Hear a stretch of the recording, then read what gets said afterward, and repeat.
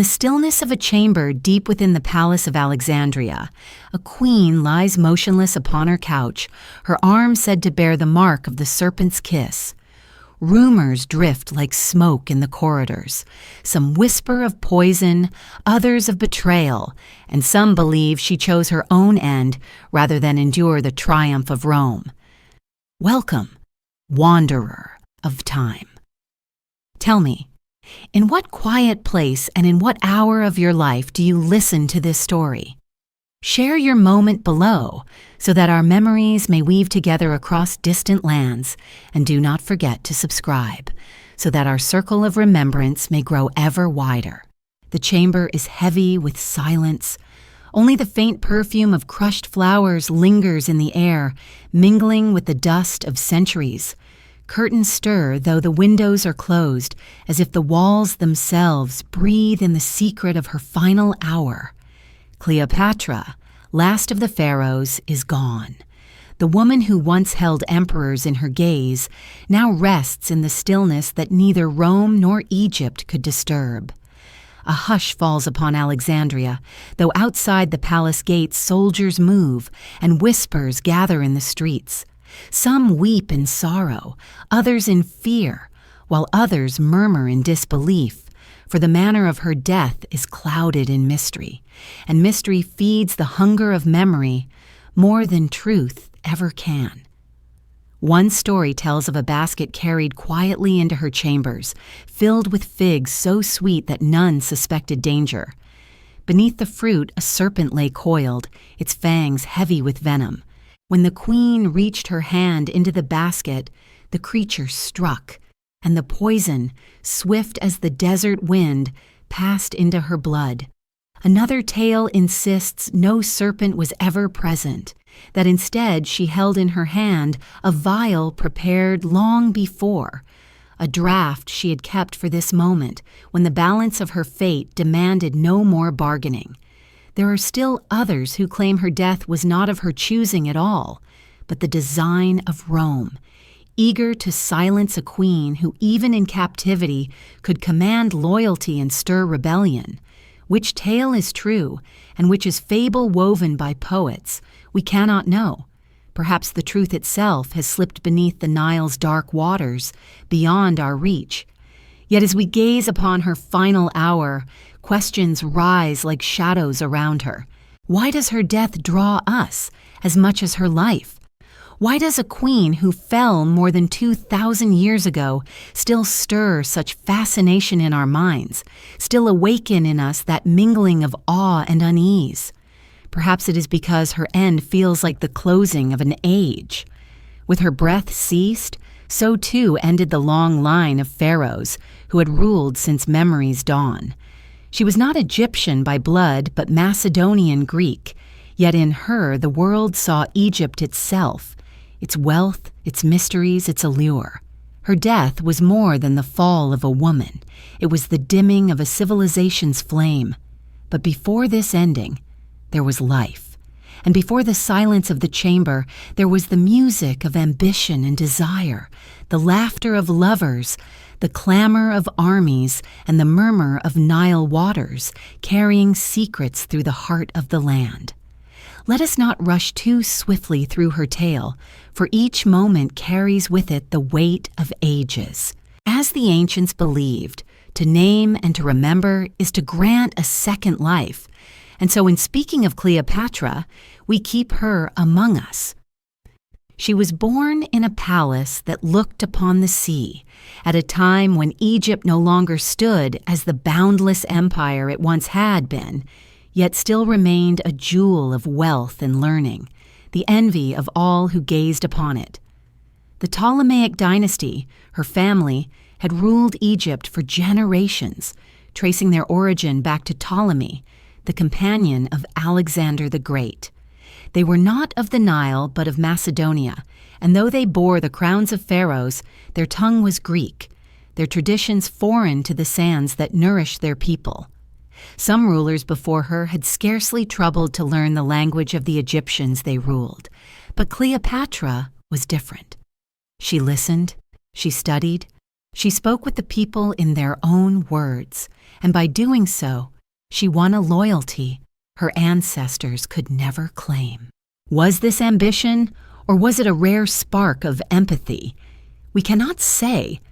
Perhaps it was both.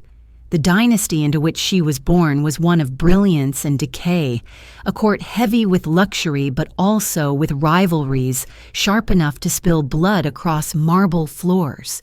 Brothers rose against sisters, mothers against sons, husbands against wives. In such an atmosphere, trust was scarce, and survival demanded not only cunning but the courage to wield it. A child growing amidst such intrigue could not remain untouched. Did Cleopatra, as a young girl, already sense the dangers pressing upon her? Did she understand that her path to the throne would be one paved with both opportunity and peril? We can only imagine the thoughts that moved behind her dark eyes as she wandered the corridors of Alexandria's palaces, lined with statues of gods and heroes, the weight of history pressing silently upon her shoulders. Yet even as a child, she was no ordinary girl. She studied with philosophers, with physicians, with priests of the old temples. She learned to read not only Greek, but Egyptian, Latin, and other tongues of distant lands. Few rulers of her dynasty had cared to embrace such breadth of learning, yet Cleopatra did, as though gathering languages and knowledge would one day serve as her true weapons. And indeed, they would. In a world where men wielded armies and coins, she wielded words, turning them into bridges and snares, into invitations and veils. Could it be that her power was less in the charm of her face and more in the mind that moved behind it? Still, no amount of learning could shield her from the storms that gathered around her family. Her father, Ptolemy the Athene, known by some as Auletes, the flute player, was more beloved for his music than for his governance. His reign was marked by weakness and dependence on Rome, a power that watched Egypt with hungry eyes. When his rule faltered, he was exiled, and it is said Cleopatra accompanied him in those uncertain years. What impressions did exile carve into her spirit? Did she learn in those days that thrones are never secured by birth alone, but by the ability to survive loss, betrayal, and shifting loyalties? Perhaps the fragility of her father's crown taught her that hers would have to be earned differently, with strength and subtlety entwined. And so, from her final chamber, we turn back to the corridors of her youth, to the growing awareness of a girl who would one day seduce emperors, command armies, and choose her own death rather than bow to another's triumph. History may tell us she was born in 69 before the Common Era, but her true birth, the one that made her Cleopatra, Queen of Egypt, came not with the cutting of a cord, but with the shaping of a will in the shadows of uncertainty. And as we leave her chamber, still scented with the faint perfume of lotus, and walk into the dusk of Alexandria, we feel the river's breath upon us. The Nile flows, as it always has, bearing silt, bearing life, bearing the secrets of generations. It carries us deeper into her story, into the land that shaped her, even as she sought to shape it in return. And there, upon the river's edge, her tale continues, waiting for us to follow its course. The river breathes beneath the fading sun, its waters shifting from gold to shadow as twilight falls over Alexandria. Along its banks, fishermen call softly to one another, their voices carrying like threads across the current, while in the distance the city hums with life, fragrant with lotus and resin, with smoke rising from hearths where evening meals are prepared. The sound of oars dips gently, rhythmically into the Nile, steady as the pulse of the land. This river, eternal in its patience, is the witness to all things, to the laughter of children, to the prayers of farmers, to the conspiracies whispered in royal chambers. Cleopatra's life, too, was bound to its waters, for Egypt was a kingdom made by the Nile, and the Nile shaped every destiny within its reach. At the time of Cleopatra's birth, Alexandria was no ordinary city. It was the creation of Alexander the Great, who, in a vision of empire, had chosen the site where the Nile meets the sea, granting it both fertility and access to the wider Mediterranean. By her day, it had grown into a marvel of the ancient world, a city of white stone temples and palaces, of colonnades that glowed beneath the sun, of bustling markets filled with silks, spices, ivory, and scrolls of knowledge brought from every corner of the known earth. Above all, there stood the lighthouse of Pharos, its flame visible far out at sea, guiding sailors as though the city itself reached out to embrace the wandering. And at its heart, almost like another flame, lay the great library, a treasury of thought and memory, where thousands of scrolls spoke in many tongues. Imagine the young Cleopatra walking through this city, the air alive with many languages, the markets crowded with merchants from Greece, Rome, Africa, and beyond. She would have heard Latin from Roman envoys, Hebrew from traders, Egyptian from farmers bringing their harvest, and Greek from philosophers debating in shaded courtyards. In such a place, it was not enough to be a ruler by birth. To hold power here, one needed to master the art of belonging to many worlds at once. Cleopatra absorbed this truth as a child, listening and watching until she herself could move easily between tongues and traditions. It is said she spoke not only Greek and Egyptian, but also the languages of neighboring kingdoms, Syrian, Hebrew, Parthian, even the rough speech of the Ethiopians. How different this was from her forebears, many of whom scarcely troubled themselves to speak the tongue of the people they ruled. Was it a matter of calculation, or did Cleopatra feel some kinship with the people of the Nile, some desire to reach across the divide between ruler and ruled? We cannot say. Perhaps both truths mingled as they often did in her life. Yet the grandeur of Alexandria concealed shadows. The dynasty of the Ptolemies, though draped in luxury, was worn thin with strife. It had been founded 3 centuries earlier by Ptolemy I, the general who had taken Egypt after Alexander's death. Ever since, the line had clung to power through a mixture of brilliance and brutality. Brothers married sisters, fathers warred with children, queens poisoned rivals, and the throne passed not by peace, but by survival. Even the brilliance of the library, the splendor of Pharos, could not mask the constant fear that one's kin might also be one's greatest threat. Such was the house into which Cleopatra was born. Her father, Ptolemy XIII, known mockingly as Auletes, the flute player, ruled with insecurity rather than authority. He was more at home with music than with governance, more eager to please Rome than to defend Egypt's independence. To many Egyptians, he was a weak and foreign king, a puppet of distant powers. Twice he was exiled from his throne, and twice he clawed his way back only through the gold he paid to Roman generals. Cleopatra, still a girl, witnessed her father's humiliations. She watched as Rome, already stretching its hand across the Mediterranean, played Egypt as a pawn. Did she even then vow that her own rule would not be marked by such submission? Or did she learn a subtler lesson that to survive one must bend to Rome when bending was the only way not to break?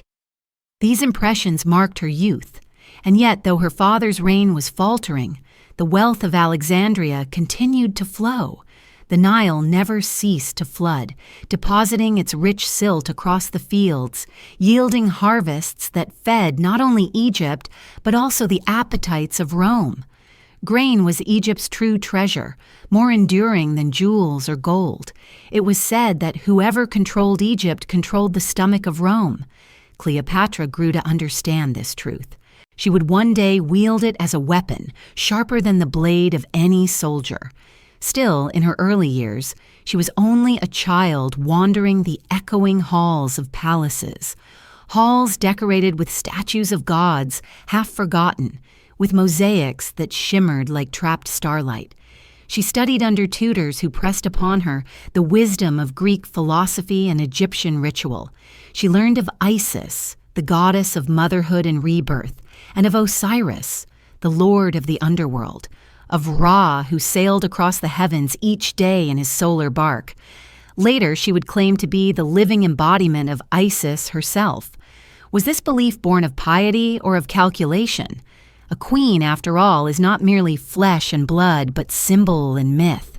Her childhood was thus steeped in both wonder and fear. She learned to read the lines of a poem as easily as the lines of a frown upon a rival's brow. She learned that knowledge could illuminate, but also that silence could protect. She saw her siblings not only as companions, but as potential enemies. Even in youth, Cleopatra's eyes must have carried the depth of one who measured others constantly, one who understood that survival was a game of constant vigilance. And yet, in the midst of this, there must have been moments of softness. Perhaps she watched the river at dawn, mist rising from its surface, and felt the same quiet awe as the humblest fisherman. Perhaps she smelled the sweetness of blooming lotus and thought, for a moment, not of thrones or rivalries, but only of beauty. It is easy for history to harden a figure into symbol, to forget that within the queen was a girl who had once been simply alive, curious, and human. But the city allowed no innocence to last. As she grew, she would have heard the shouts of angry crowds when her father raised taxes to buy Roman favor. She would have felt the tremors when foreign soldiers entered Alexandria, parading their power upon its streets. She would have sensed that the Nile's gifts, though eternal, were never safe from the greed of empires. And she would have realized that her own destiny was not to be lived quietly, but to stand at the crossroads of these tides, forced either to command or to be commanded. The Nile flows still, bearing her image upon its waters, even as centuries wash away. It murmurs of her youth, of a girl watching and listening, preparing for a reign that would test every skill she had gathered. As we linger on the river's edge, the city's sounds recede, and we hear only the flowing current, steady and unending like time itself. And with its song, we follow her further into the palace intrigues where footsteps echo on marble and whispers cut sharper than swords. The current of the Nile carries us onward, its voice low and constant, until it merges with another voice, softer but no less powerful, the rustling of papyrus scrolls unfurling within the library of Alexandria. Here, in this temple of knowledge, the air was heavy with the scent of parchment and cedar, a fragrance of preservation, as if time itself could be stored upon shelves. Light from narrow windows spilled across wooden desks where scribes bent low, copying, translating, comparing, while outside the wind from the sea rattled shutters against marble walls. It was said that in this library rested the wisdom of all lands, the philosophies of Greece, the hymns of Egypt, the mathematics of Babylon, the healing arts of India. To wander these halls was to wander the world without leaving the city. One imagines the young Cleopatra within such spaces, her small hands tracing letters upon tablets, her eyes fixed upon the figures of the scholars who argued in hushed tones. She was no passive child. She was restless, curious, her mind sharper than the jeweled daggers her ancestors carried. It is told that she could speak as many as 9 tongues, perhaps more, a rarity even among her learned dynasty. To some, this was only evidence of her ambition, but perhaps it was also the joy of a child finding keys to unlock new doors. To speak in another's language is to step inside their thought, to sense their laughter, their sorrows, their fears.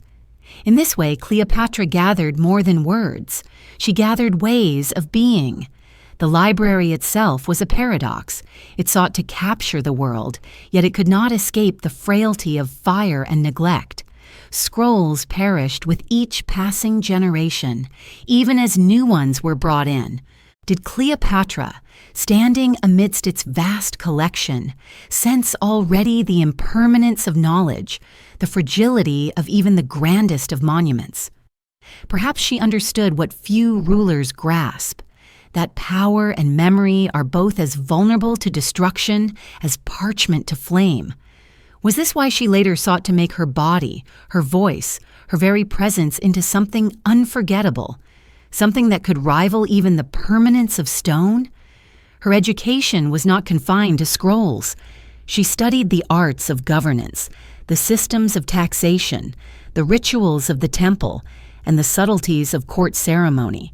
She watched priests raise incense to the gods and heard philosophers debate the movements of the stars. She learned that kings ruled not only by armies, but by symbols, by the ability to link themselves with divine order. It was in this way that she later claimed the mantle of Isis, not merely as flattery but as strategy, uniting the image of queen and goddess in a way her people could both fear and revere.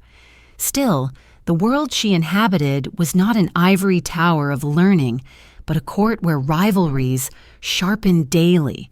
Her siblings, each with their own claims, grew beside her, their laughter at meals concealing rival thoughts. In such a world, knowledge became more than enlightenment. It became survival. To remember a phrase, to recite a genealogy, to predict the mood of a crowd or the weakness of an envoy, all could mean the difference between safety and death. When she spoke with her father, perhaps she let her words carry a music that soothed him, while inwardly noting his dependence on Roman gold. When she listened to her tutors, perhaps she already thought not only of the lessons, but of the uses to which those lessons might be put. And so, even in these days of study, her mind was being tempered like steel. If we imagine her sitting with a scroll of Homer's verses, hearing the tales of Helen and Achilles, we must also imagine her considering how beauty, bravery, and cunning had shaped destinies before hers, and how they might shape hers in time. Did she already see herself not merely as a reader of history, but as one who would step into its pages? The library was a place of whispers, too, whispers that told of the wider world. Ships brought scrolls seized from foreign ports, treasures of thought taken as tribute. News came of Rome's endless wars, of generals rising and falling, of republics straining under the weight of empire. Cleopatra was not blind to this. She knew that the shadow of Rome stretched longer with each passing year, that Egypt's wealth was both its pride and its danger. She knew that one day, whether she willed it or not, she would stand at the edge of that shadow, forced either to resist or to yield. Was it here, amid scrolls and scholars, that she first understood Rome would be her destiny as much as her homeland? And yet, for all her foresight, she was still but a girl, moving between the columns of the library, hearing the creak of wooden shelves, watching dust dance in shafts of light. Perhaps there were moments when she allowed herself to dream of a quieter life, a life where she might write her own scrolls rather than be written into those of others. But the gods of Egypt and the weight of her dynasty had chosen otherwise. The river would not allow her to drift as she pleased. It would carry her as it carried all toward the open sea of history. Even so, there was beauty in these years. The library was not only a place of duty, but of wonder, of endless discovery. To know that the stars could be mapped, that the body could be healed, that words could preserve memory beyond death. Such knowledge must have ignited her imagination. Later, when poets described her presence as dazzling, when generals felt themselves undone beneath her gaze, was it not this fire of mind, more than the curve of her lips, that bewitched them? Beauty alone fades, wisdom entwined with charm endures. As we listen to the faint rustle of parchment, we begin to sense how Cleopatra's soul was shaped not only by the intrigues of her court, but by the weight of human thought preserved across ages. To be queen was to be more than ruler of a land. It was to embody its memory, its learning, its destiny. She understood this, and she prepared herself accordingly. The scrolls are rolled shut, the lamps extinguished. Night falls upon the library, and footsteps echo faintly in marble corridors. Someone departs quietly, carrying both knowledge and secrets. The sound fades, but it does not vanish. It lingers like a shadow stretching into the next chamber, where the intrigues of family and the fragile reign of her father wait like daggers half drawn. The footsteps in the marble corridor grow faint, as though swallowed by the weight of the palace itself. The halls are long and echoing, lined with statues of ancestors whose stone eyes have watched generations of intrigue unfold. In these corridors, whispers carry farther than shouts, and the sound of sandals upon polished floors can mean the approach of a tutor, a guard, or a rival, come with hidden intent. To live within such walls is to live in the presence of both grandeur and fear, for the palace of the Ptolemies was not merely a dwelling but a labyrinth where survival was uncertain. Cleopatra grew in such a place, where each chamber might hold warmth or danger, each smile might veil ambition. Her father, Ptolemy Auletes, drifted between indulgence and desperation. Though he wore the double crown of Egypt, he lacked the confidence to rule without Rome's shadow at his side. When threatened by rebellion at home, he fled the country and sought refuge with foreign armies, buying his way back to the throne with Egypt's gold. Cleopatra, still young, is believed to have accompanied him in exile, tasting firsthand the bitterness of displacement. Imagine her leaving the bright halls of Alexandria, the fragrance of the sea, and traveling into uncertainty, watching her father bow to Roman senators, pleading for the restoration of his power.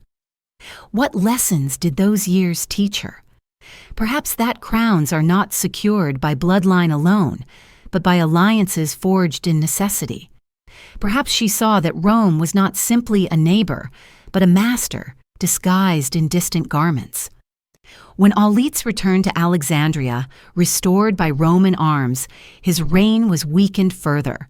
To secure loyalty, he raised taxes, stripping wealth from temples and people alike, sowing resentment among those who once revered the pharaoh as God upon earth. Murmurs grew, priests withheld their favor, and the people looked upon their rulers as foreign usurpers, more concerned with their own feuds than with the well-being of Egypt. Cleopatra, though not yet queen, would have heard the angry voices beyond the palace walls, would have felt the tremors of unrest in the streets. Did she pity her father's faltering grasp on power, or did she quietly vow that she would not repeat his errors? Inside the palace, dangers were even sharper. The Ptolemies were notorious for turning against one another. Brothers were set against sisters, husbands against wives, mothers against sons. Poison was poured into goblets, daggers hidden in folds of cloth. To grow in such an environment was to learn mistrust as naturally as one learned language. Cleopatra had siblings, brothers and sisters who, like her, eyed the throne as their rightful inheritance. At times they laughed together, shared tutors, and walked the same gardens. Yet beneath these daily scenes lay the knowledge that one day they might stand on opposite sides, not merely as rivals, but as enemies. It was a cruel inheritance, one that demanded not only charm, but an unflinching will. Amidst this tension, Cleopatra sharpened her gifts. She learned when to speak and when to remain silent, when to flatter and when to challenge. Her mind was not dulled by fear, but sharpened by it, for fear is itself a teacher, harsh but effective. She grew attuned to subtleties, the flicker of an eye, the shift of a tone that could reveal more than words. Later, when men of power stood before her, it was not only her beauty that ensnared them, but her ability to read what lay unspoken in their hearts. Yet for all her vigilance, she could not escape the weight of her father's weakness. He leaned heavily on Rome, and Rome's presence grew ever stronger in Egypt. Soldiers marched openly in Alexandria, their Latin chants echoing in streets where once only Egyptian hymns and Greek odes had been heard. Cleopatra watched them, perhaps curious, perhaps resentful. Did she sense already that her destiny would be tied to these men from across the sea, that her own survival would depend upon weaving her fate with theirs? Or did she still dream of an Egypt ruled with independence, free of Rome's grasp? Her father's death brought no peace. Upon Aulit's passing, Cleopatra and her younger brother, Ptolemy the 15th, were named joint rulers, as was the custom of their dynasty. But custom rarely bred harmony. Cleopatra, already skilled, already aware of her own authority, sought to rule in truth, not in name alone. Her brother, a child easily swayed by advisors, became the tool of courtiers who feared Cleopatra's independence. Soon tension boiled into open conflict, and Cleopatra found herself cast out, fleeing her own city just as her father once had fled. The streets she had known as home became hostile, and the walls of Alexandria that once promised safety now closed against her. Exile is a harsh companion, yet it often forges steel in those who endure it. Cleopatra did not surrender. She gathered allies, raised armies, and prepared for her return. Unlike her father, she did not merely bow to Rome, she sought to meet it on her own terms. It was in these days that she began to see herself not merely as a queen of Egypt, but as a figure whose influence might reach across the Mediterranean. Imagine her at night, seated beside a dim lamp, hearing the footsteps of loyal guards pacing outside her tent, the smell of oil and sand heavy in the air. She would have been young, scarcely more than a girl by modern reckoning, yet already carrying the burden of a dynasty and a nation. Did she feel fear? Surely. Yet she pressed forward, for fear in her was transformed into resolve. Her story in these years was not one of peace, but of plotting, not one of secure reign, but of restless movement, waiting for the moment when opportunity would present itself. And it did. The arrival of Julius Caesar in Alexandria, chasing the ghost of Pompey, would bring the twist of fate that carried her from exile back to power. But before that meeting, before she unrolled herself from the legendary carpet at Caesar's feet, there was this: the sound of footsteps echoing through the palace, corridors haunted by intrigue, and a young woman walking them with eyes unblinking, aware that each turn might reveal either triumph or betrayal. The footsteps fade now, and with them the image of marble corridors. Yet one detail lingers: the sound of soft, sandaled steps approaching a chamber where a new power waits, a Roman general whose presence will alter Cleopatra's course forever. The footsteps, soft upon marble, lead us onward, carrying us to a chamber heavy with expectation. The palace breathes with unease, its walls painted with the light of torches, their flames wavering against gold-leafed columns. Beyond the city, the Nile rolls on, but within these walls another current gathers. Rome itself has arrived in Alexandria, and with it, Julius Caesar. He comes not as a guest, but as a master, drawn by the pursuit of Pompey, his rival slain upon Egyptian soil. His soldiers fill the streets, their discipline stark against the looser rhythm of the city. The hum of Alexandria now mingles with the metallic rattle of Roman armor, a sound that reminds all who hear it that the balance of power has shifted. Into this charged atmosphere, Cleopatra must return. Exiled by her brother's guardians, her throne slipping into the hands of others, she faces the choice of obscurity or audacity. She chooses audacity. The stories of how she entered Caesar's presence have been told in many ways, each embroidered with wonder. Some say she was smuggled into the palace wrapped in a carpet, others that she lay hidden in a sack of linen, carried by loyal servants. Whatever the exact form, the truth is that she took a risk most would have feared, daring to slip past enemies and guards to appear before the most powerful man in the known world. Picture the moment, a chamber lit by flickering lamps, the air rich with incense, and Caesar, stern and weathered from campaigns, seated in authority.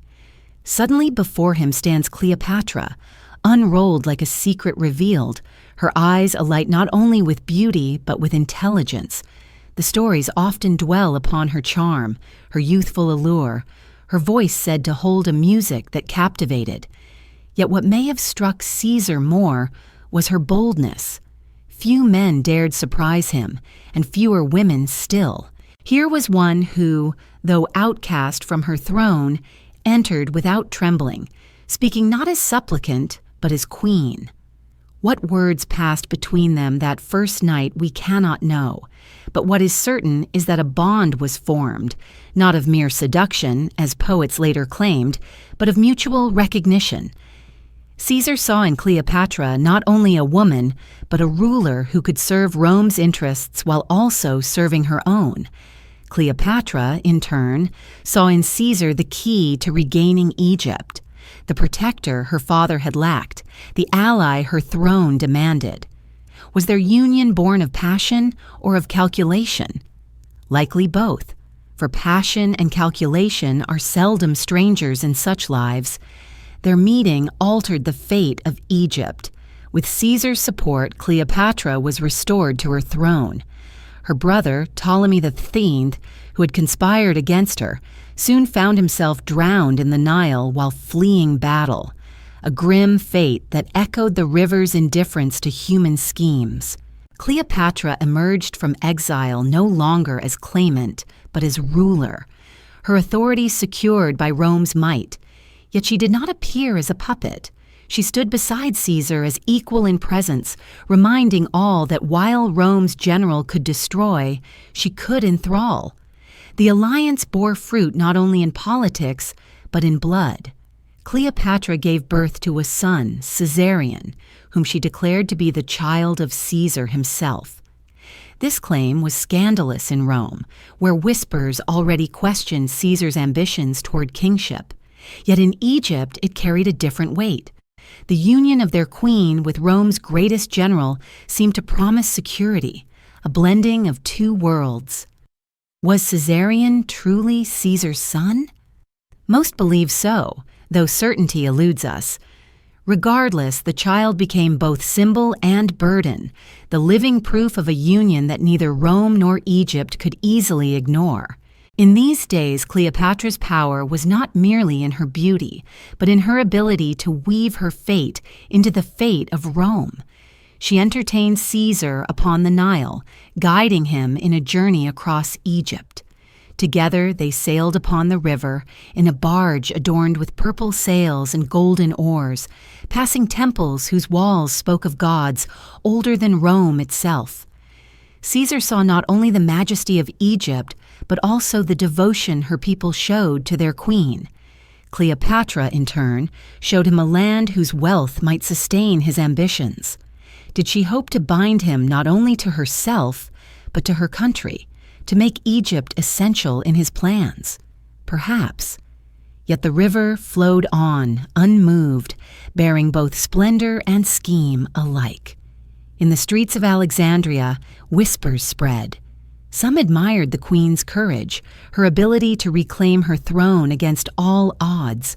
Others muttered that she had sold Egypt to Rome, that her throne rested not upon the loyalty of her people, but upon the sword of a foreigner. Which view was true? Perhaps both, for power rarely rests upon a single foundation. Cleopatra's reign was never without risk, never without suspicion, yet she continued to walk the narrow path between necessity and pride. And Caesar himself, though smitten or at least intrigued, did not remain forever. He returned to Rome, carrying with him not Cleopatra, but the memory of her, and in time, the scandal of her arrival in the city. For Cleopatra dared to visit him there, bringing her son. She walked in the heart of Rome, foreign queen and lover of their most powerful man, stirring both fascination and outrage. But that is to come. For now, let us linger in Alexandria, in the chamber where she first stood before Caesar, unveiled from carpet or cloth, her gaze steady, her words measured, her presence unforgettable. The torches burn low in that chamber, casting shadows that reach along the walls like branches stretching into darkness. Caesar's hand, roughened by war, rests upon hers, a gesture both of alliance and of intimacy. Yet behind it all lies ambition, as sharp as the edge of a blade. Their union is not merely of flesh, but of empires, entwining Rome and Egypt in a bond both powerful and perilous. The hand remains for a moment longer, then slips into shadow, leaving us with the image of two figures bound together not only by desire but by necessity. And in the silence that follows, one wonders, was this meeting a gift of fate, or the opening move in a game whose end would claim them both? The hand that lingered in the chamber fades into shadow, and in its place another sound rises, a cry, sharp and insistent, carried as though upon the desert wind. It is the cry of an infant, Caesarion, the son born of Cleopatra and Julius Caesar, his small body swaddled in linen, his breath fragile, yet already heavy with the weight of two worlds. To the people of Egypt, he was both promise and omen, promise that their queen's line would continue, omen that Rome itself was now entwined with their destiny in ways that could not easily be undone. The child's name, Ptolemy XV, Philometor Caesar, was a mouthful of dynastic pride, yet to history he would be remembered more simply, Caesarion, the little Caesar. The birth of this child was no quiet affair. In the corridors of Alexandria, courtiers whispered, weighing what his existence might mean. To some, he was the living bond between Egypt and Rome, a safeguard against invasion, a sign that Caesar had favored their queen above all others. To others, he was a threat, an illegitimate claim that might one day challenge Roman power itself. For Caesar had not named him heir, nor had he brought the boy to Rome as his successor. Caesarion existed in a liminal space, recognized by his mother, contested by others, and forever bound to a question mark. Was he to be Egypt's salvation or its ruin? Cleopatra, however, saw in him more than doubt. She saw her legacy. She paraded him before the temples of Isis, placing herself and her son within the divine narrative of Egypt's gods. In public ritual, she was Isis reborn, and Caesarion her Horus, the god-child destined to inherit the world. Through ceremony and symbol, she bound her motherhood to her rule, making her son a figure not only of lineage, but of cosmic order. Yet behind the incense and chants, there must have been a quieter tenderness. The queen, alone with her child, hearing his breathing in the night, watching his small fingers curl around her own.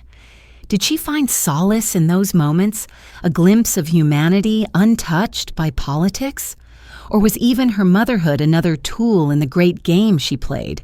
History cannot say, for history remembers queens more than mothers. But it is difficult not to imagine both truths existing side by side. Caesar himself never openly denied the boy, yet neither did he proclaim him heir. In Rome, the notion of kingship was poison, and any whisper that Caesar intended to father dynasties stirred suspicion. Cleopatra, however, did not shrink from declaring her son's paternity. She announced it boldly, weaving Caesarion into her pageants, presenting him as a prince not only of Egypt, but of Rome's greatest man. This boldness, like much in her life, was both daring and dangerous. For while it strengthened her throne in the eyes of her own people, it sowed unease in Rome, where senators already trembled at Caesar's growing power. The years that followed were a delicate dance. Cleopatra ruled Egypt with Caesar's backing, but she did not abandon her independence. She maintained Egypt's fleets, her treasury, her rituals, all with a confidence that startled her enemies. She was no mere consort. She was queen in her own right, and she wielded her child as a symbol of continuity. When Caesar summoned her to Rome, she came not as a supplicant, but as a monarch. She traveled with Caesarion at her side, arriving in the eternal city as though to remind its citizens that she was not a shadow in Caesar's life, but a presence to be reckoned with. Imagine her arrival in Rome, streets crowded with onlookers, whispers rising like smoke through the forum, senators glaring with disapproval as she walked in garments shimmering with Egyptian dyes. The Romans were both fascinated and scandalized. To them, she was exotic, unsettling, a queen who blurred the lines between devotion and sorcery, politics and seduction. Some saw her as the embodiment of Egypt's mystery, others as a dangerous temptress who had ensnared their leader.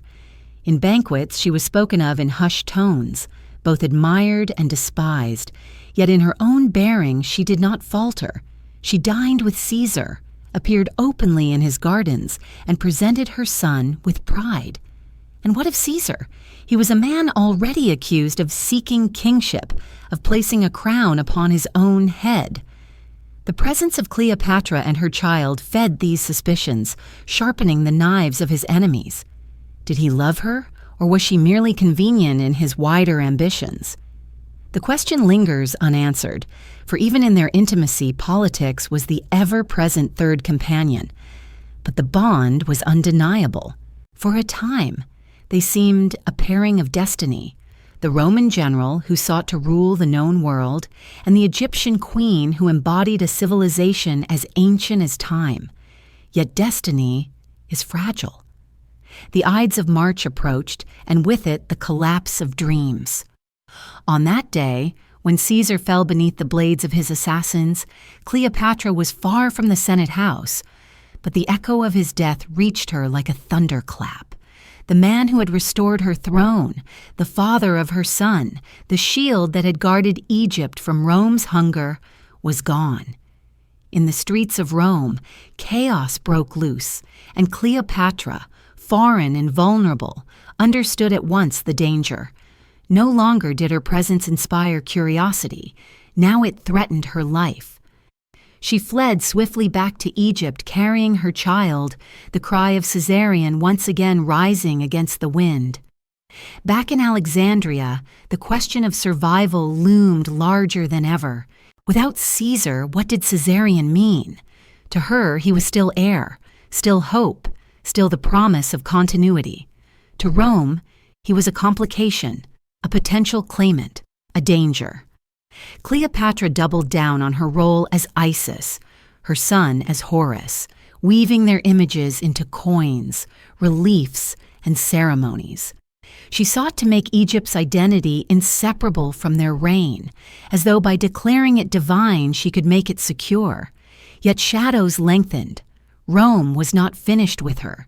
Its generals and politicians eyed Egypt still, and new figures were rising, one of whom, Mark Antony, would soon step into her life as Caesar had before.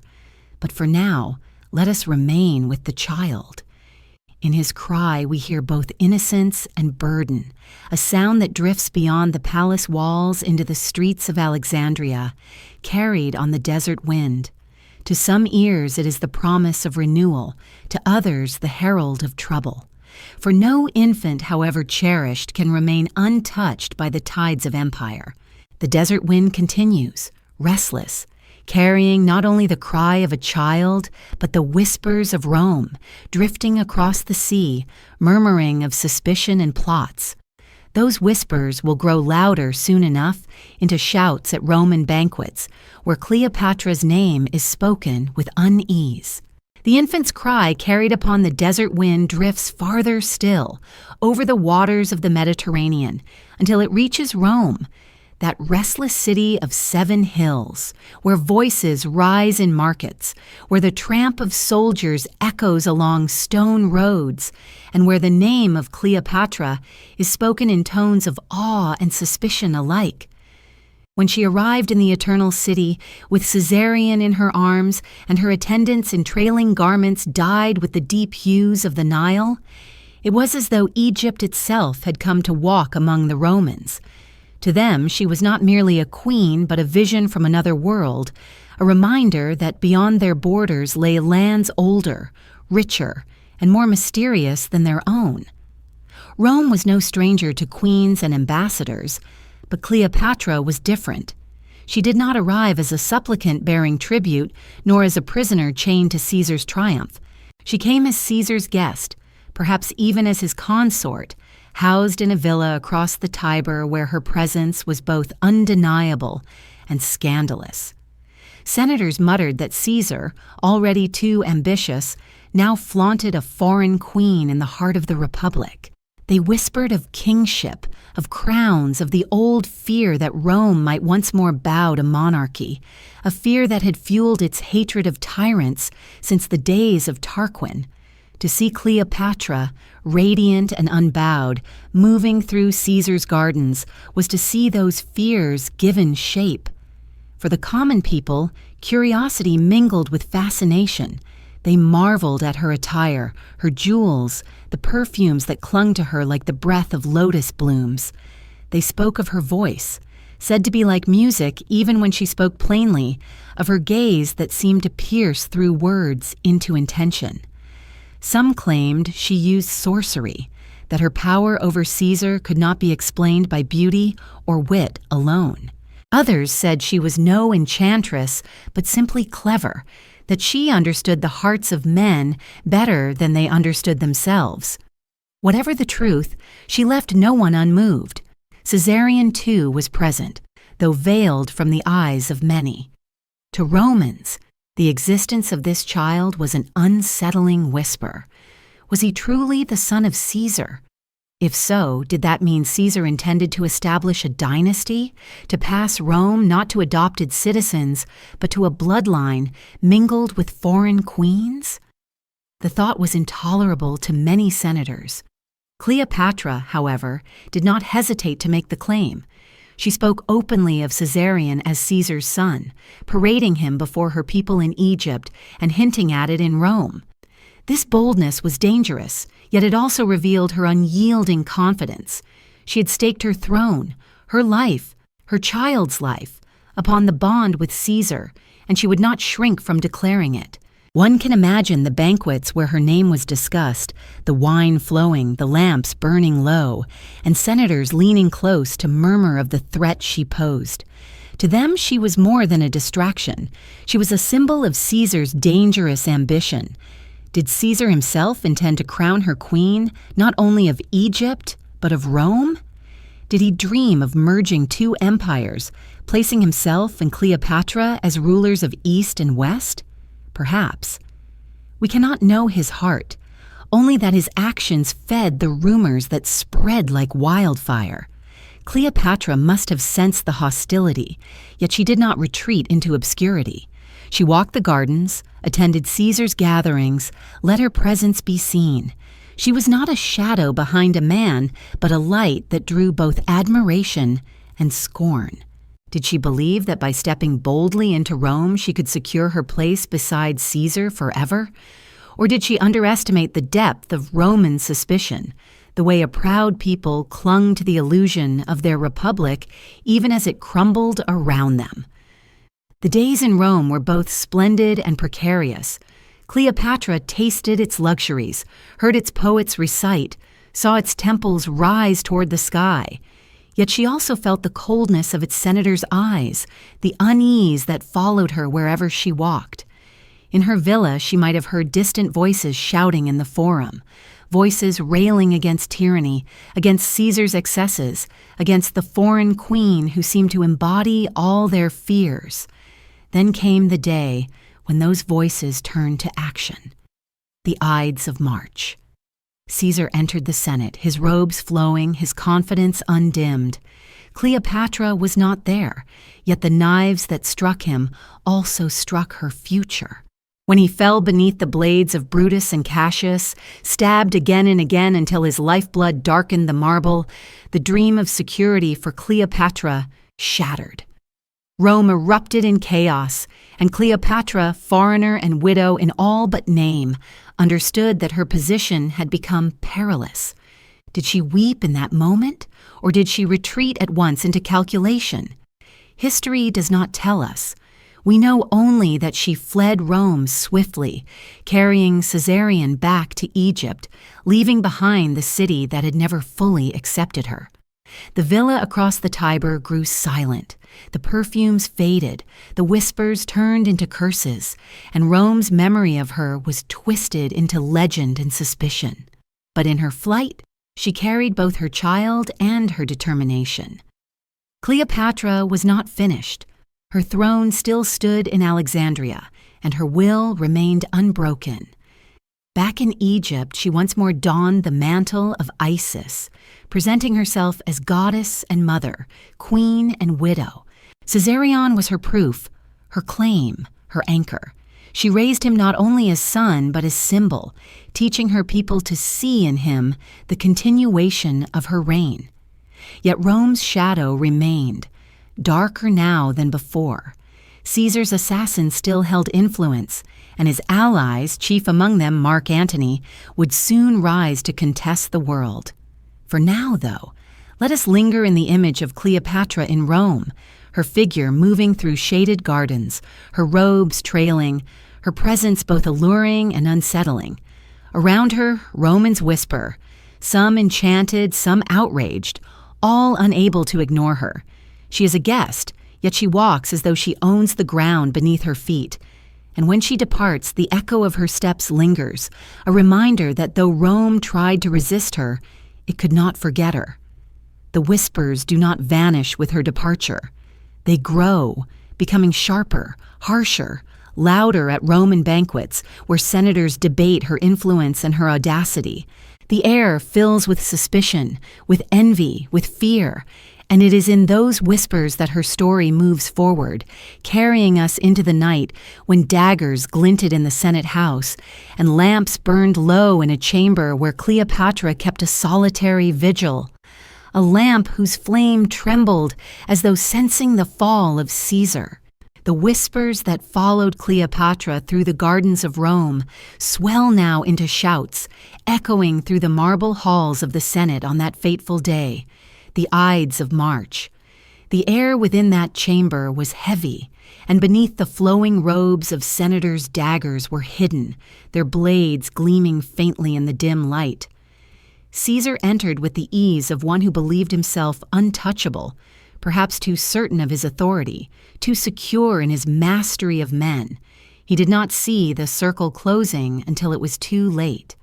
The knives rose, descended, rose again, and with each thrust the Republic declared its hatred of kingship and of Caesar's imagined crown. When the final blow fell and he collapsed at the base of Pompey's statue, blood pooling upon the floor, the dream of permanence that Cleopatra had woven through him dissolved like mist before the sun. Though Cleopatra was not there to witness, the echo of that moment reached her swiftly, as though borne on the very air. Rome convulsed in chaos, mobs surged through the streets, and every name associated with Caesar became dangerous to bear. Within her villa, across the Tiber, lamps flickered against the night, and Cleopatra must have stood in silence, her face lit by the trembling flame, realizing how swiftly fortune could turn.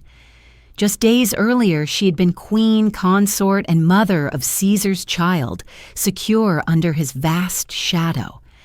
Now she was a foreign woman in a city that no longer offered protection, her presence a reminder of ambitions that had been stabbed to death. Her decision was swift. She could not remain in Rome, not with daggers still warm from Caesar's blood, not with the senators now emboldened, nor with new powers rising, Octavian, the youth who claimed to be Caesar's heir, and Antony, the general whose loyalty to Caesar was fierce, but whose path was uncertain. For Cleopatra there was only one course, to return to Egypt, carrying Caesarion back across the sea before suspicion sharpened into action. One imagines the hurried preparations, the quiet packing of treasures, the hushed voices of attendants urging haste. The villa grew silent, its gardens abandoned, the fragrance of lotus and myrrh fading into the damp Roman air. At dawn, her ship slipped from the Tiber, its sails catching the wind, carrying her away from the city of daggers. The voyage must have been heavy with thought. The sea, restless and unfeeling, stretched around her vessel, its waves rising and falling as though mocking the fragility of human ambition. Cleopatra, seated within her cabin, may have watched Caesarion sleep, his small chest rising and falling, unaware of the peril that surrounded him. Did she weep in those moments, mourning Caesar as lover, ally, protector? Or did she steel herself, already turning her mind to survival, to what must come next? Her nature was not to linger in grief, though she surely felt it. She was a queen raised in exile and intrigue. She knew that power slips swiftly, and only swift resolve can grasp it again. When she returned to Alexandria, the city welcomed her not as widow, but as queen. She entered her palaces with dignity, her head high, presenting herself to her people, not as defeated exile, but as ruler renewed. Yet beneath the ceremonies and rituals, she must have felt the fragility of her position. Without Caesar, Rome's protection was uncertain. Without Rome's protection, Egypt was vulnerable. And in Rome itself, factions gathered, each vying for supremacy. Brutus and Cassius with the Senate's support, Octavian claiming Caesar's inheritance, Antony holding the loyalty of legions. Cleopatra watched from afar, her gaze fixed upon the shifting constellation of Roman power, knowing that once again her fate would be decided by men across the sea. But Cleopatra was not content to wait passively. She deepened her bond with her people, weaving herself more tightly into the fabric of Egypt's traditions. She dressed as Isis, appearing in temples adorned with the goddess's crown, carrying Caesarion as Horus in her arms. She made her motherhood a sacred office, her son a symbol of divine renewal. The people, weary of Rome's interference, found comfort in the vision of their queen as goddess, their dynasty bound to the eternal rhythm of their gods.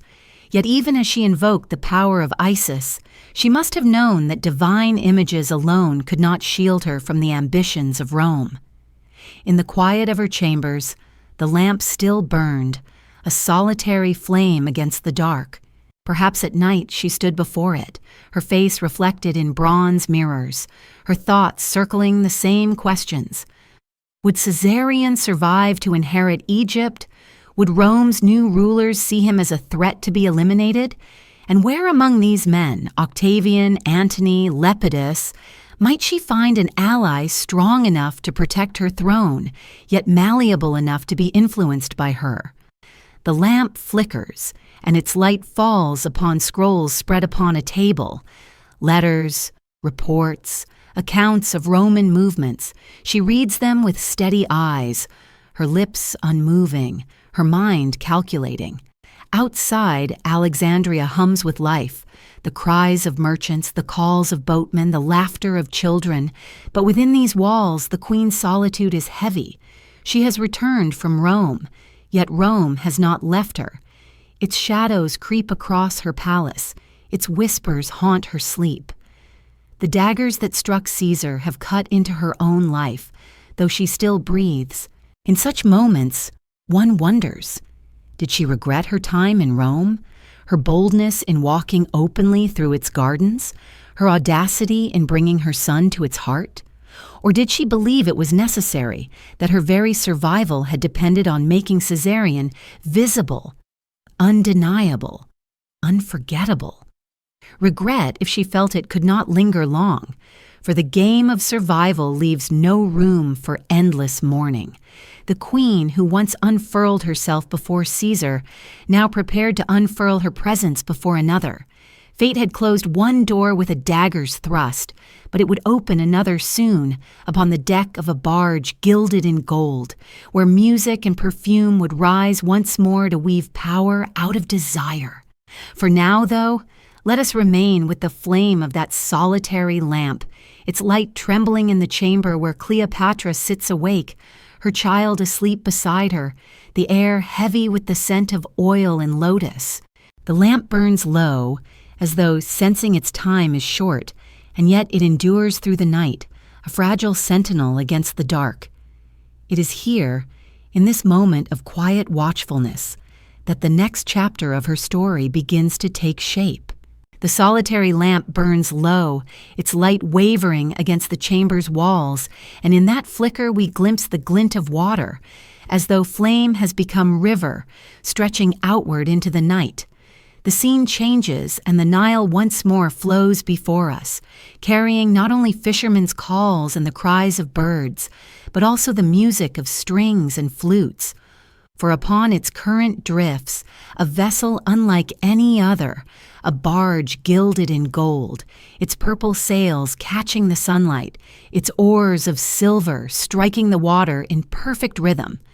The air is heavy with incense, perfumed with exotic spices, and upon its deck sits Cleopatra, arrayed as the goddess Isis, her attendants fanning her, her musicians filling the air with song. This is no mere journey, it is theater. And the audience she intends to captivate waits upon the shore.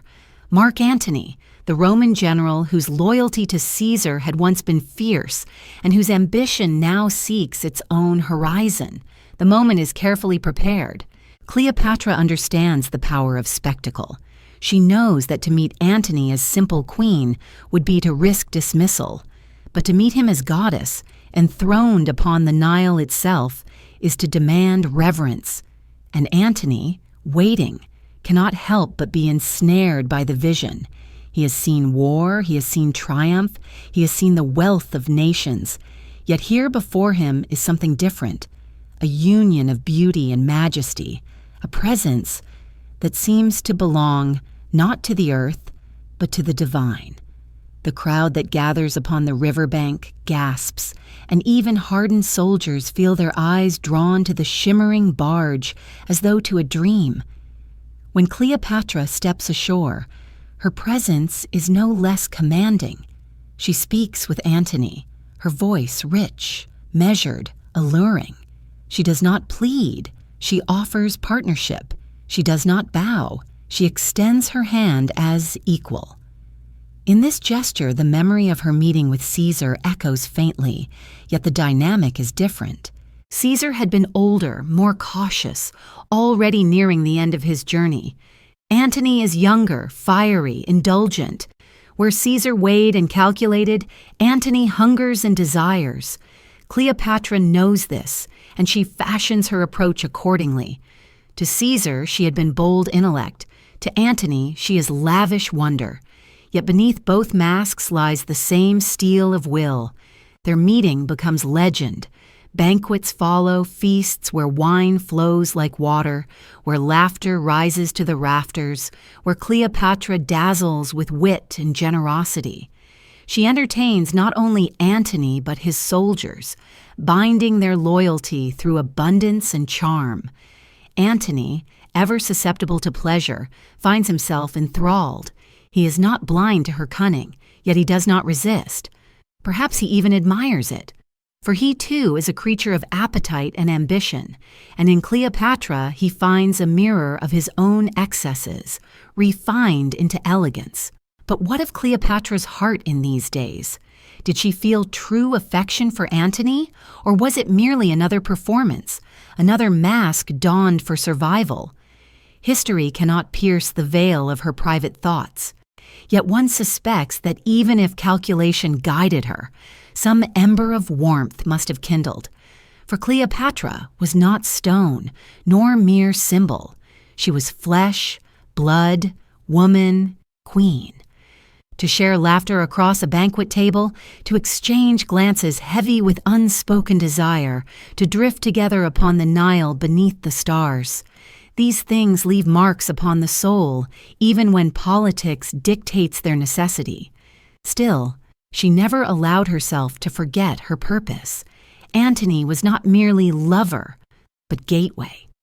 With his support, her throne could be secured against Octavian, Caesar's heir and rival.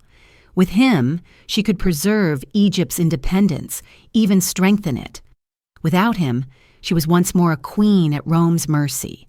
Thus desire and strategy twined together, inseparable as vines upon the same trellis, and Antony, for all his bravado, was no less dependent upon her. For Cleopatra's wealth was vast, her ships numerous, her grain stores essential. To wage his wars, to challenge Octavian, he needed her resources as much as her presence. The nights on the Nile became their courtship, their alliance, their theater. Torches burned along the river's edge, casting golden light upon the water. Musicians played as their barge drifted, and the scent of flowers, of lotus and jasmine, mingled with the night air. Some said Cleopatra hosted Antony in a feast so extravagant that dishes were cast aside after a single taste, their value unheeded. Others told of games and revels, of nights when the queen and general disguised themselves and wandered the streets of Alexandria in jest, mingling with their people.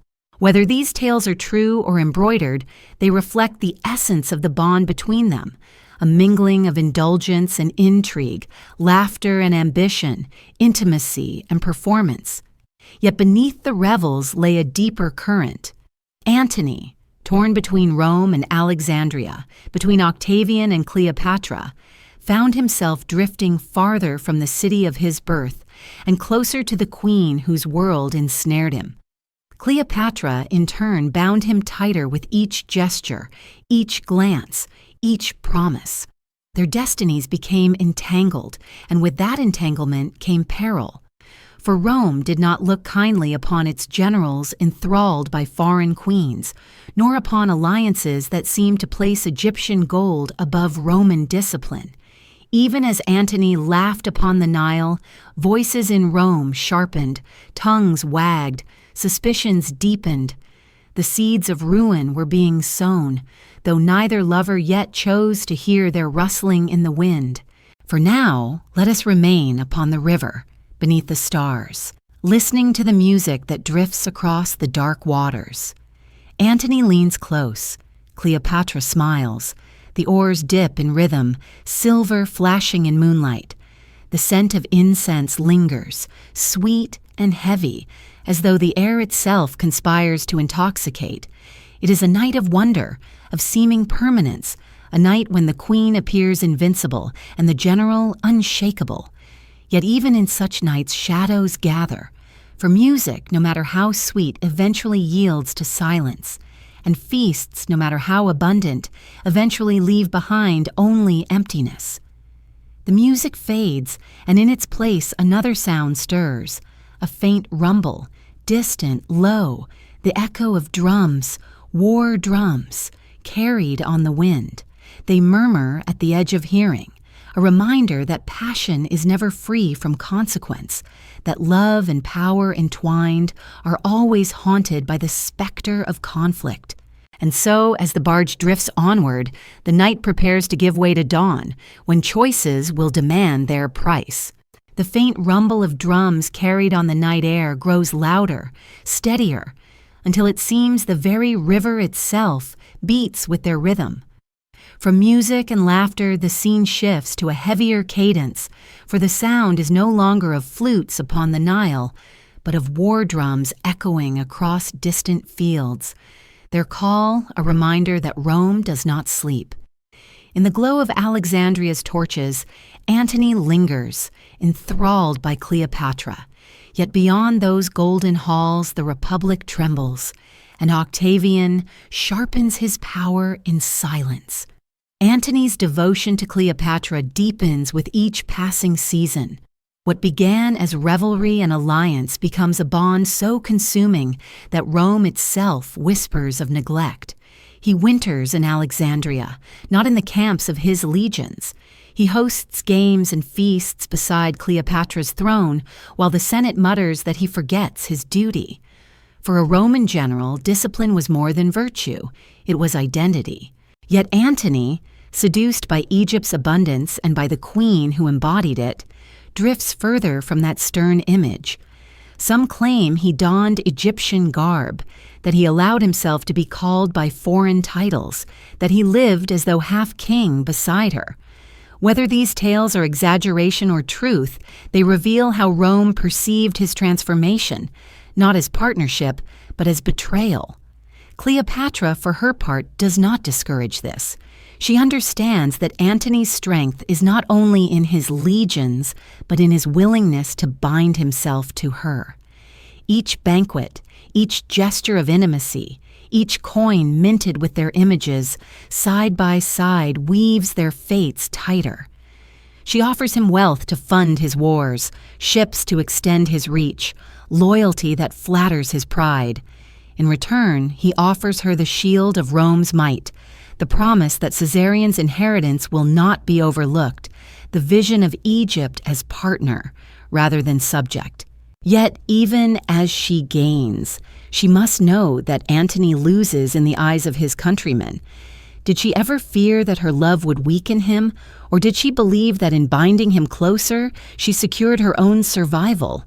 Perhaps both, for she was never blind to consequence, even as she embraced it. The war drums grow nearer. Antony, drawn back into conflict, marches east to battle the Parthians, Rome's formidable rivals. Cleopatra supports him, supplying resources though she remains in Egypt. The campaign falters. His legions suffer, supplies dwindle, and Antony returns, not in triumph, but in weariness, his pride wounded. Yet it is to Cleopatra he returns, not to Rome. In her presence, he seeks renewal, and she gives it freely. To the outside world, it appears as indulgence. To Antony, perhaps it feels like refuge. For Cleopatra's palace offers warmth, admiration, a world where he is not judged by the harsh standards of Roman politics, but celebrated as consort of a goddess. The more he is wounded by Rome's criticism, the more he clings to her embrace. Still, Antony is not entirely lost to pleasure. He remains a general, a man of ambition. Together with Cleopatra, he stages grand displays of power in Alexandria, most famously the Donations of Alexandria, where they appear in regal attire before the people, distributing lands and titles as though Rome's territories were theirs to give. Cleopatra is named Queen of Kings, Caesarion declared King of Kings, and their children by Antony are awarded Eastern realms. It is a vision of empire not centered in Rome, but in Alexandria, a vision where Cleopatra and Antony rule as monarchs of East and West. For the people of Egypt, it is pageantry, dazzling and intoxicating. For Rome, it is treachery, a declaration that Antony no longer belongs to them, but to her. How must Cleopatra have felt in those ceremonies, standing beside Antony beneath gilded canopies, hearing the roar of the crowd, feeling the weight of crowns upon her head? Was it triumph, the fulfillment of every ambition she had nurtured since youth? Or did she sense already the fragility of such grandeur, the way a crown can shine even as it cracks beneath unseen strain? Perhaps both, for her life was always lived between triumph and peril, never one without the other. And what of Antony? Did he believe in the empire they proclaimed, or was it theater to soothe Cleopatra and himself? He was a man known for excess, for great gestures, for passion that often outran prudence. Standing beside her, he may well have believed, if only for a moment, that their rule could endure, that love and power combined could forge a dynasty strong enough to rival Octavian's cold cunning. Yet history whispers otherwise, and the drums that echo beyond their feasts tell us the truth. War is coming, and their splendor will soon be tested. In Rome, Octavian seizes every rumor, every whisper, and fashions them into weapons.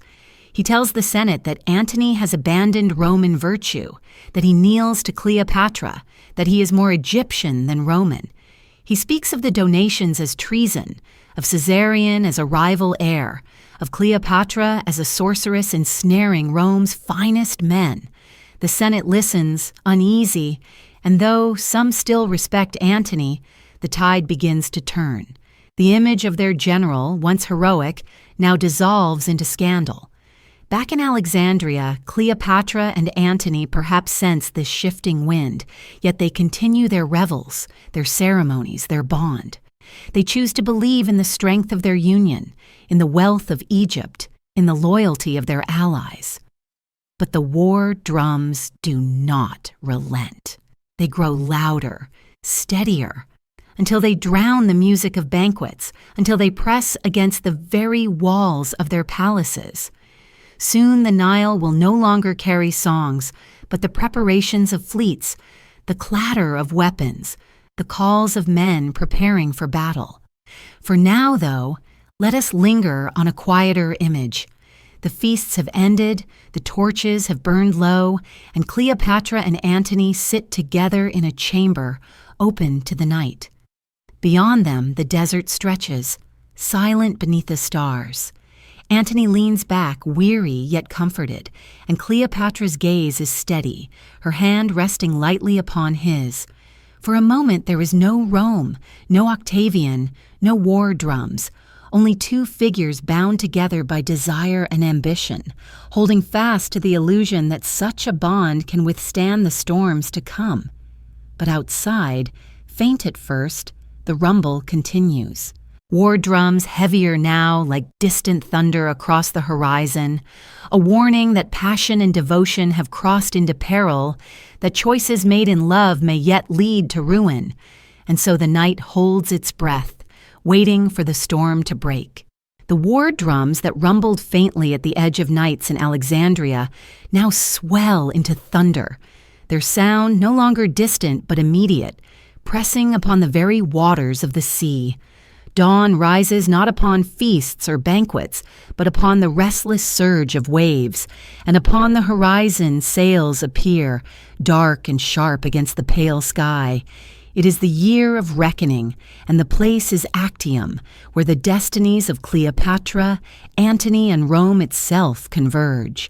The Nile's gentle rhythm has carried them here, but it is the open sea that now demands its price. The Battle of Actium was no sudden clash, but the result of long, deliberate maneuvering. Octavian, cool and calculating, had painted Antony to the Senate and to Rome as a man enslaved by Cleopatra, a Roman who had abandoned his duty, a traitor who sought to raise a foreign queen above the Republic.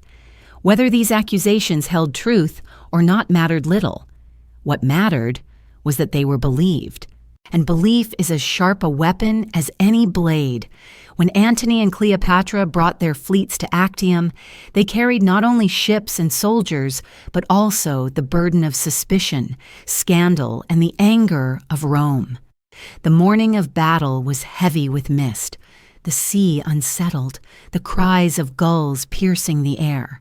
Antony's ships were large, sturdy, built for endurance, while Octavian's were lighter, swifter, more maneuverable.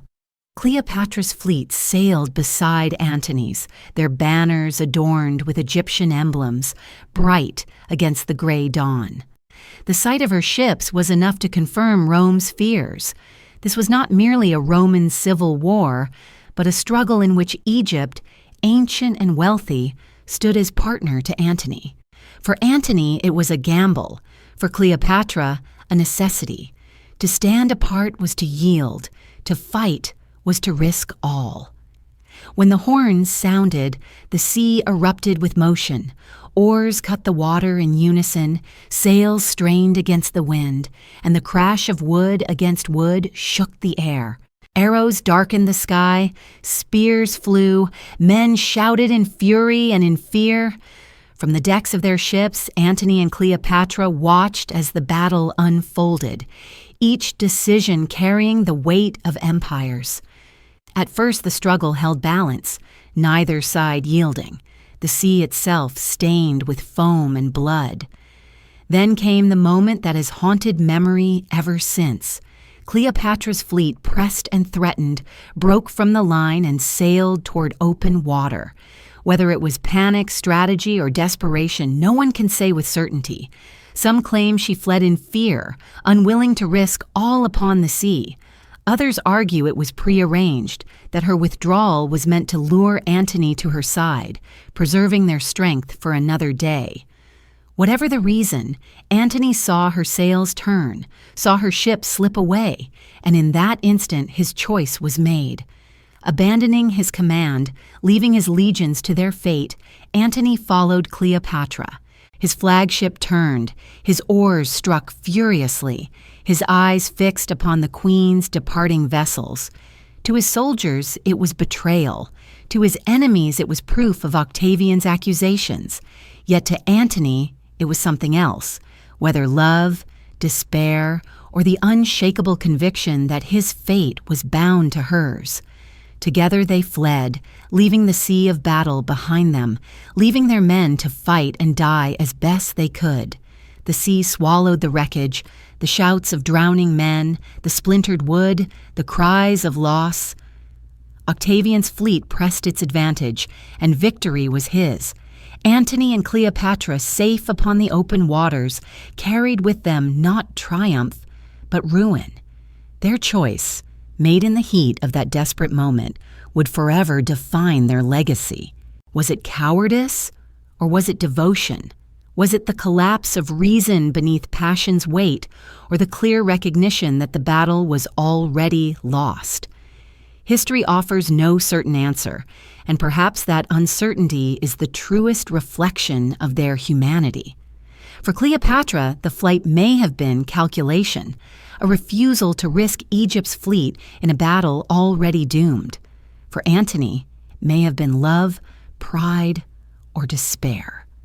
But whatever the cause, the result was the same. Their power was broken, their reputations shattered, their enemies emboldened. From that day onward, the shadow of Actium followed them, long and unrelenting. In Alexandria, the news arrived with the speed of rumor. The people murmured, their faith shaken, their fear rising. The queen, who had once seemed invincible, the general who had once been Rome's lion, now returned as fugitives.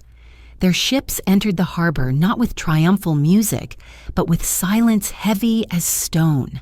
Cleopatra stepped ashore with her head still held high, but her heart must have felt the tremors of collapse. Antony, brooding, weary, clung to her side, his pride wounded beyond repair. Yet even in ruin, they did not surrender. Cleopatra strengthened the city's defenses, stockpiled resources, prepared for siege. Antony gathered what forces remained, though their loyalty was frayed. Together they clung to hope, to love, to the fragile belief that some path might yet remain open. But Actium had closed more doors than it opened, and Octavian, cold and patient, was already preparing to finish what the sea had begun. For now, though, let us stand upon the shore, watching the waves that swallowed so many lives.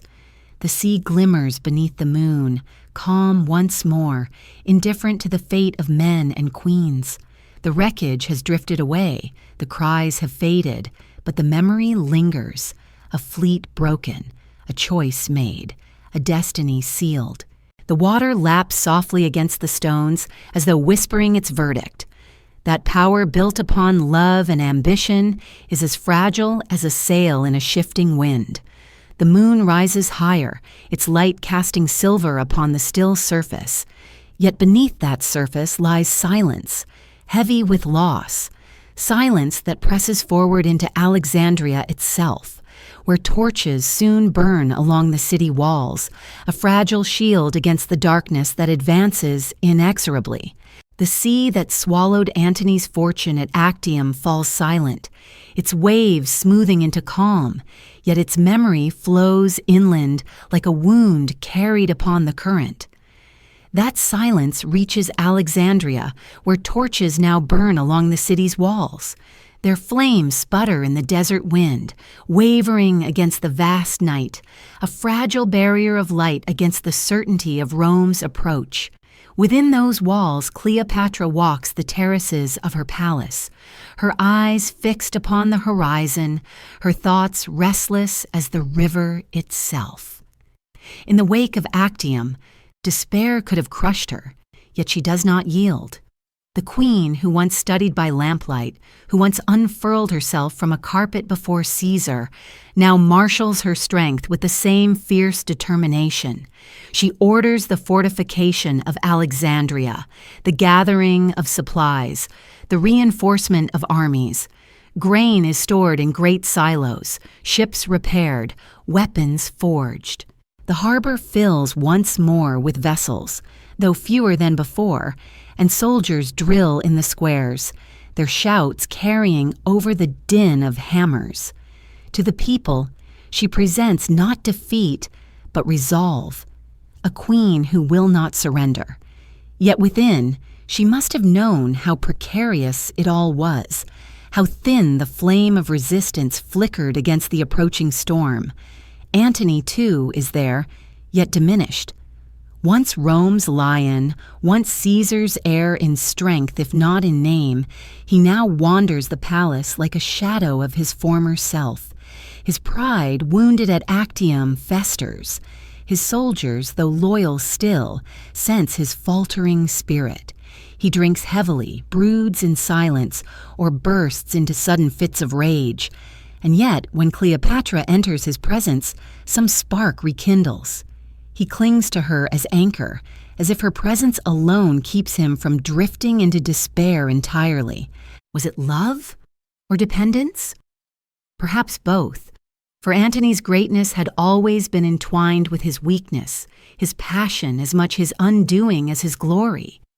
Together they stage small acts of defiance, processions through the city, where Cleopatra appears in robes of Isis, Antony at her side as Osiris, their children displayed as heirs to a future empire. The people cheer, though behind their voices lies unease, for they know Rome is coming, and Octavian is no man of indulgence or hesitation. He is cold, calculating, and relentless. Unlike Antony, he does not waver between pleasure and duty. Unlike Cleopatra, he does not rule by charm. His weapon is patience, his shield discipline, his ambition colder than iron. Against such a foe, what hope remained? Still, Cleopatra refused despair. She sent envoys, tried negotiation, offered wealth, even kingdoms to turn Octavian's purpose. Yet he would not be swayed. He desired more than tribute. He desired finality. To defeat Antony was one thing. To defeat Cleopatra was another, for she embodied not merely a queen but an entire civilization. To parade her in chains through Rome would be the crowning triumph of his ambition, the moment he could present himself as master not only of the Republic, but of the ancient world itself. Cleopatra must have seen this in his silence, must have read it in his refusal to bargain. And so she prepared not only for war, but for the possibility of something darker, the need to choose her own end. In Alexandria, life continued as though upon a knife's edge.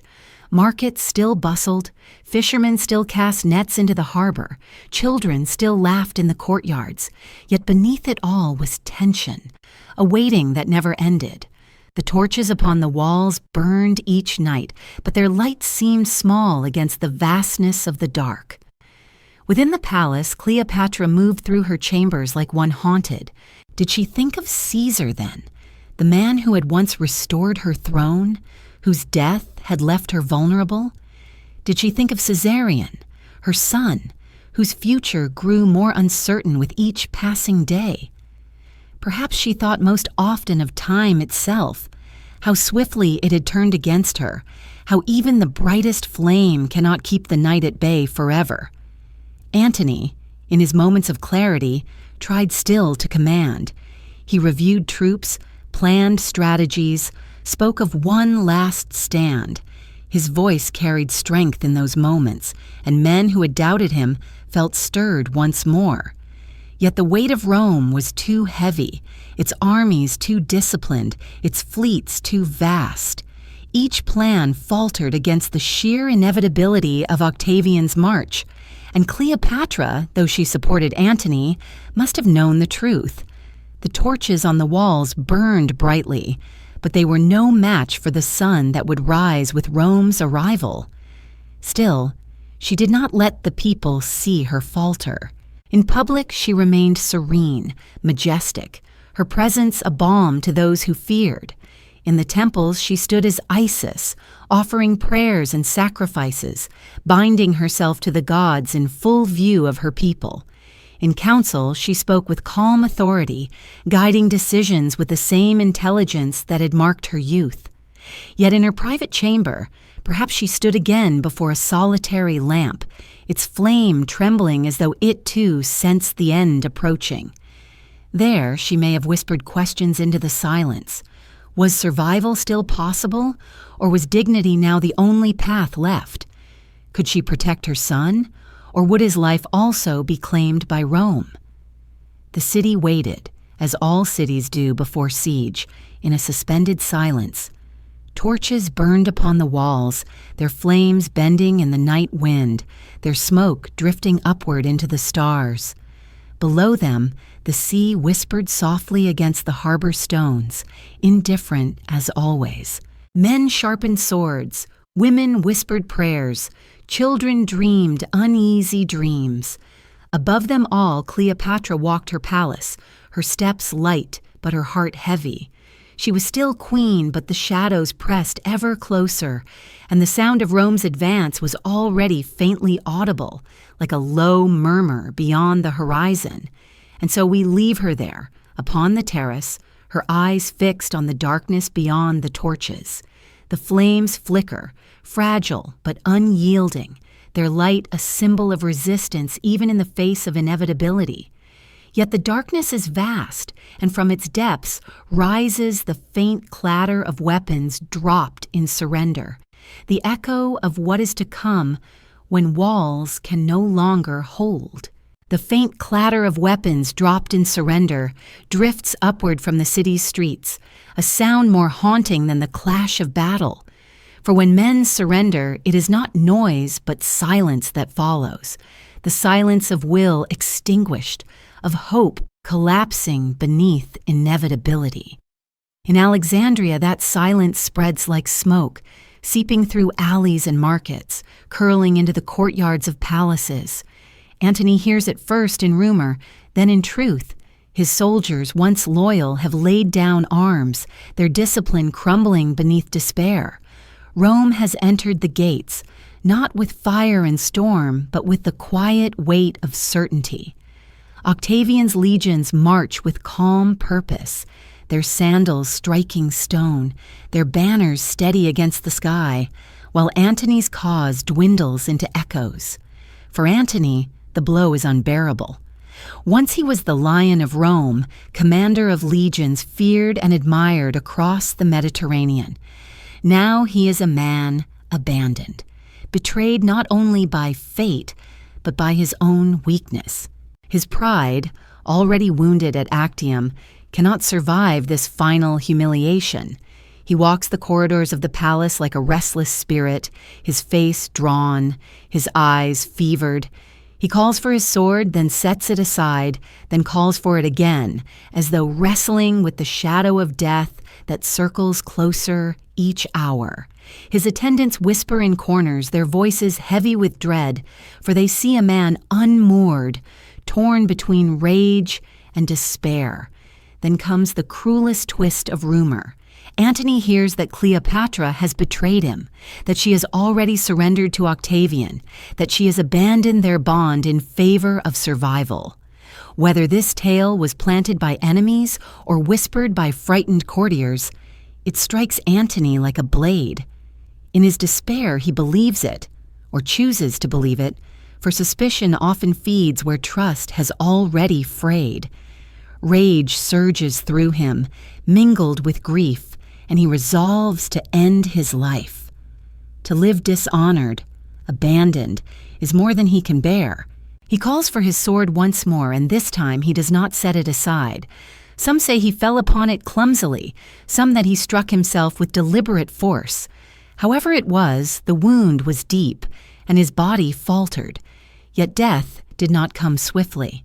He lingered, bleeding, his strength draining into the floor, his attendants crying out in shock and sorrow. And then word reached him. Cleopatra still lived, still faithful, still waiting in her chamber. The rumor that had driven him to despair was false, or at least premature. With his last reserves of strength, Antony demanded to be carried to her. The scene that followed has lived in memory as one of the great tragedies of love and ruin. Cleopatra, barricaded within her mausoleum, refused to open its gates, fearing Octavian's approach. Through the barred doors, Antony was lifted to her, his body broken, his blood staining the hands of those who bore him. Cleopatra herself reached down from a window with cords and ropes, drawing him upward into her refuge. Imagine the sight. The once mighty general hoisted like a wounded child, his armor dented, his robes soaked, his face pale, and above him the queen straining to lift him, her arms trembling, her voice calling his name. Inside, she laid him upon a couch, her hands pressing against his wounds, her tears falling upon his skin. He looked upon her one last time, his eyes clouded yet still alight with the memory of their bond. What words passed between them in those final moments no chronicler can record with certainty. Some say he begged her to make peace with Octavian, to preserve herself and their children. Others say he spoke only of his love, his regret, his despair. Perhaps he said nothing at all, and only the silence between them held the truth.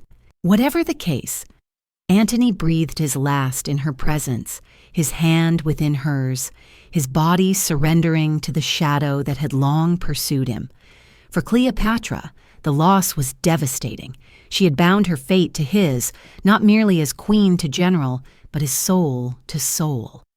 With his death, the fragile illusion of resistance shattered. The clatter of surrendered weapons was now joined by the hush of mourning, the realization that one chapter had closed forever. Yet she did not collapse entirely. Even in grief, she was queen, and her mind turned swiftly to the dangers ahead. For Octavian was not far, and she knew his intentions were as cold as stone. Still, for a moment, she allowed herself to grieve. In the chamber where Antony lay, the air heavy with the scent of blood and incense, she wept openly, her hair unbound, her garments torn in sorrow. Did she recall their first meeting upon the gilded barge, the nights of laughter upon the Nile, the grand ceremonies where they declared themselves rulers of kings? Did she think of how swiftly fortune had turned, how love and ambition alike had led them here, to a chamber of death in a city under siege? Perhaps she thought of all these things, and perhaps she thought of nothing at all, only of the stillness of the man who had once been her anchor. Outside, Alexandria murmured with fear. Octavian's forces tightened their hold, his envoys pressed closer, and the people sensed the end. Yet within the mausoleum, time seemed suspended. The torches flickered upon stone walls, their smoke curling upward like prayers that would never be answered. Cleopatra sat beside Antony's body, her hand upon his, her gaze fixed upon the man who had once defied Rome for her. The silence pressed in, broken only by the faint clatter of soldiers' armor beyond the gates, a sound that reminded her that grief could not last forever, that choices must soon be made. And so the night deepened. The queen sat in mourning, the general lay still, and outside the city prepared to yield. The clatter of weapons had become the sound of surrender, and soon it would be followed by the tread of Rome's soldiers through the palace halls.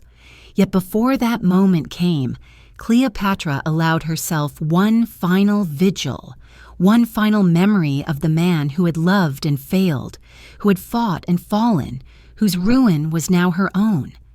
The clatter fades now into silence, but from that silence another sound emerges, the faint fall of a jewel slipping from a queen's hand, striking the stone floor with a note clear and cold, a symbol of both wealth and fragility. The jewel slips from Cleopatra's hand, its fall ringing against the stone like the final note of a song that cannot be sung again. It rests upon the floor, gleaming faintly in the dim light, a fragment of beauty rendered useless by sorrow. She does not stoop to retrieve it. Her gaze remains fixed upon the lifeless form of Antony, as though the jewel's fall were only a reflection of her own fortune, once dazzling, now broken. Yet outside her chamber, the march of inevitability grows louder, the footsteps of Octavian's men pressing closer, the murmur of their discipline cutting through the air like the cold edge of a blade. Cleopatra is not seized immediately.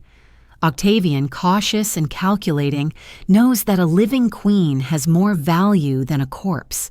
He seeks to parade her, to lead her through the streets of Rome in triumph, the last pharaoh humiliated before the citizens who once whispered of her as goddess. To achieve this, he must first capture her alive. And so his envoys come, their voices sharp with authority yet cloaked in courtesy, demanding her surrender. She receives them with dignity, her face calm though her heart beats heavily. They speak of mercy, of safety, of promises. She hears the words, but she knows the truth. She has seen Rome before. She has walked its gardens. She has felt the cold eyes of its senators. Mercy is not in Octavian's heart. Only victory is. Still, Cleopatra is not without resource. Even in captivity, she plots, weaving possibilities from threads thin as smoke. She considers her children the future of Caesarion, the son she bore to Caesar, whose very existence is threat enough to Rome. She considers herself, whether she might yet charm Octavian as she once charmed Caesar, whether his iron heart might be softened, however slightly, by her presence. But Octavian is not Caesar nor Antony. He is a man of ice, carved by ambition, unmoved by seduction. He does not linger in her presence. He does not allow her the opportunity to entangle him. Where others saw a queen, he sees only a prisoner, a prize for his triumph, a symbol to be broken. Within her chamber, Cleopatra feels the weight of this knowledge. She walks among her treasures, the gold and ivory, the silks and jewels, the relics of gods whose names are older than Rome itself. To others, these are riches beyond measure. To her, they are burdens, reminders of what is already slipping from her grasp. She touches them one by one, perhaps thinking of the moments when they adorned her triumphs. Necklaces she wore at banquets, rings that glistened as she lifted a cup, crowns that shone beneath temple lights. Now they are nothing more than ornaments of a reign crumbling to dust. She lets the jewel slip again from her fingers, the sound repeating, a rhythm of loss. And yet she does not yield to despair entirely. Her pride remains, her will unbroken. She dresses still as queen, her garments woven with care, her hair adorned with gold. When Octavian's messengers arrive, they do not find a woman in rags but a monarch who holds her dignity like armor. She speaks with authority, questions them, negotiates, demands the respect of her station. She knows well that every gesture matters, for history watches, and though Rome may crush her body, she will not let it crush her image. In her bearing, she chooses the shape of her legacy. But in the stillness of night, when the corridors fall silent and the lamps burn low, her solitude returns. She sits alone upon her couch, listening to the faint clatter of soldiers beyond the walls, the murmur of the city subdued by occupation. She feels the absence beside her where Antony once lay, his laughter, his voice, his touch, now only memory. She looks to the cradle of her youngest children, their breathing soft, their dreams untroubled by the storms that rage around them. She looks to Caesarion, No longer a child, but not yet a man, the weight of inheritance pressing upon his shoulders. For him, more than for herself, she feels fear. Rome will not suffer his presence. Octavian cannot allow a son of Caesar to live as rival. What can she do to save him? The question gnaws at her like a serpent at the edge of sight. Some say she considered meeting Octavian in secret, offering him treasure, offering him loyalty, even offering him herself, if only he would spare her son. Others say she knew at once it was futile, that Octavian was deaf to all but conquest. The truth remains veiled, as so much of her life does. But what is certain is that Cleopatra did not cease to act. Even in the tightening noose of captivity, she searched for a path, for an escape, for a choice that might allow her to preserve something of what had been hers. The jewel lies still upon the floor, gleaming faintly, a reminder of beauty that endures even when power collapses. She gazes at it for a long while, then turns away, her steps leading her deeper into her chamber, toward decisions that will shape not only her end, but the memory of her reign. Outside, the clatter of soldiers grows fainter, replaced by the hush of expectation. The city waits, uncertain, hushed. Within, Cleopatra gathers her pride around her like a cloak, yet even as she does, the faintest hiss stirs at the edge of hearing, the whisper of something coiled, unseen, patient. The faint hiss stirs at the edge of silence, soft as breath upon stone.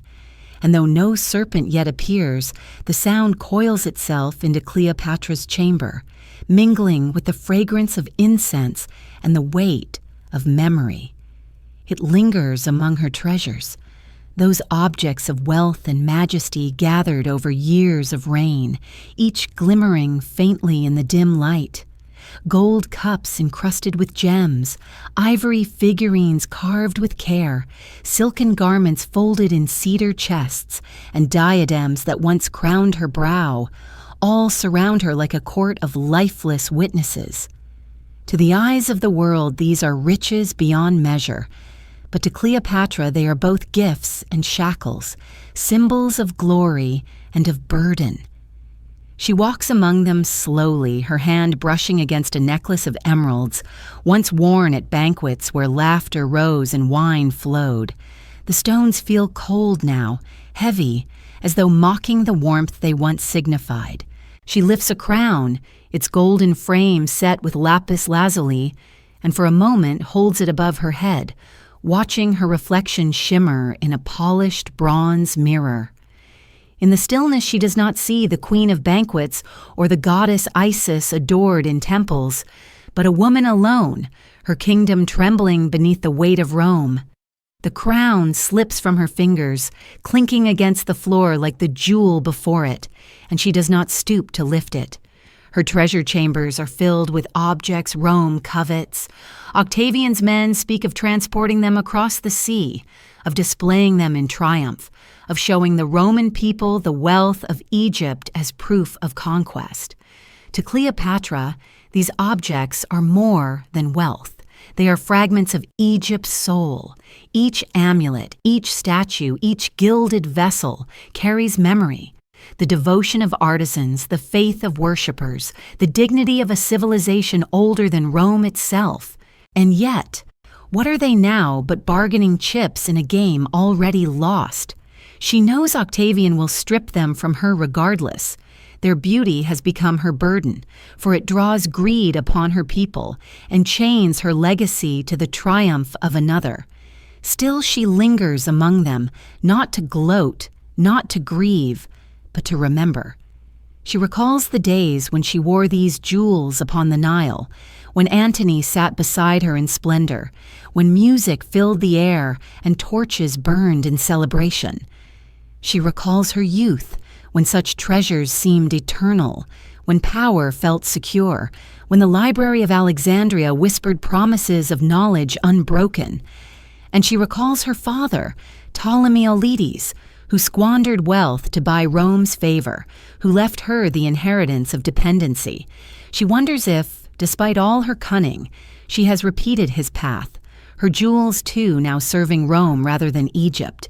Among the treasures lies one object she lingers upon longer than the rest, a simple signet ring carved with the image of Isis. She has worn it often, a token not of wealth but of identity. In it she sees not gold or gem, but the reflection of the goddess she once embodied, the divine figure through whom she bound herself to her people. Even now, in captivity, she wears it upon her hand, as though it might shield her from despair. Yet even Isis cannot protect against the ambition of Octavian. The gods themselves seem silent, their temples shadowed, their priests subdued. Was it hubris to claim divinity or necessity? Did she truly believe herself Isis incarnate, or was it only theater, carefully woven to bind hearts and minds? These questions drift through her thoughts, and no answer emerges, only silence. The hiss returns, softer now, like the brushing of silk against stone. She turns her head, half expecting to see the coiled body of a serpent among her treasures, but the chamber is empty. Still, the sound lingers in her mind, a whisper of choices yet unspoken. It is said she kept venom close at hand, hidden among her jewels, prepared long before this moment, for she knew her life would end not by Rome's mercy, but by her own will. The hiss she hears may not be of scales at all, but of memory, of readiness, of destiny coiling nearer. And yet she does not act, not yet. For though she thinks of her death, she also thinks of her children, her twins by Antony, Alexander Helios, and Cleopatra Selene, sleep in chambers nearby, their breath steady, their innocence untouched. Caesarion, her eldest, son of Caesar, remains the heaviest weight upon her heart. She has sent him away, hoping to shield him from Octavian's grasp, yet even as she hopes, she fears. Will he survive, or will Rome's cold hand find him regardless? To live for her is to know that nothing is certain, not even a mother's desperate protection. She walks once more among her treasures, her hand trailing across them as if in farewell. Each piece tells a story, each gleam a memory. The bracelets given to her as a girl, the vessels used in rituals where she appeared as Isis, the scepters she raised in processions where the people cheered. Now they are silent. She whispers to them, perhaps, words meant not for the ears of men but for the ears of memory itself. She tells them that they were not merely ornaments, that they bore witness to her reign, to her attempts to hold Egypt's dignity against Rome's hunger. And perhaps she tells them, too, that their beauty will outlive her, that long after she is gone, they will gleam in foreign halls, reminders of a queen who would not bow. Outside, the city lies restless. Soldiers patrol the streets, their armor glinting faintly in torchlight. The people whisper of surrender, of fate, of their queen's silence. They do not know what she will choose, whether she will bow to Rome or defy it. Within her chamber, the treasures gleam, silent as stars, while the faint hiss lingers at the edge of hearing, patient, inexorable. She pauses beside the jewel that slipped from her hand earlier. It lies still upon the floor, its surface catching the flicker of lamplight. Slowly she stoops, lifting it at last, holding it between her fingers. Its weight feels both slight and immense, as though it carries not only its own worth, but the burden of her reign. She places it upon a table beside the signet ring, the two objects gleaming side by side, symbols of wealth and of identity, shackles and shields. The hiss fades, replaced by silence. Yet silence itself is no less heavy, for within it lies the knowledge that choice must soon be made. Cleopatra's eyes linger upon her treasures one final time, then turn away, toward the inner chamber where her fate awaits. And as she walks, the silence deepens, until from its depths arises the faint, unmistakable hiss, once more. Not of jewels, not of silk, but of scales coiled and waiting. The hiss lingers, faint yet insistent, and as it coils through the chamber, it seems to thicken the very air, drawing the listener's mind toward that moment which has haunted centuries, the death of Cleopatra. Did the serpent strike, its fangs piercing her flesh with venom swift and silent? Or was the serpent merely symbol, a myth woven after the fact, while in truth she lifted a vial to her lips, swallowing the draught she had long prepared? Or was there no serpent, no vial, but the unseen hand of Rome itself, ensuring that the queen would never rise again to trouble Octavian's triumph? The truth slips like water through our fingers, and yet each version carries its own weight, its own meaning. Imagine the chamber, the air close with incense, the lamps burning low, shadows dancing upon walls where once hung silks, now heavy with dust. Cleopatra reclines upon her couch, adorned still as queen, her garments chosen with care, her signet ring upon her finger. Around her stand two loyal attendants, women who have remained by her side when others fled. Their eyes are watchful, their hands tremble slightly, for they too sense that this is the hour of decision. Upon a table nearby rest her treasures, jewels gleaming faintly, a small basket of figs concealing something more, perhaps, than fruit, and the quiet promise of release from captivity. If it was indeed the asp coiled within that basket, then its presence carried layers of meaning. For the serpent was sacred in Egypt, symbol of divine authority, the uraeus worn upon the brow of pharaohs. To die by its bite was not merely to end life, but to claim kinship with the gods. In such an ending, Cleopatra would not be prisoner, but queen still, choosing her path, uniting her fate with the symbols of her land.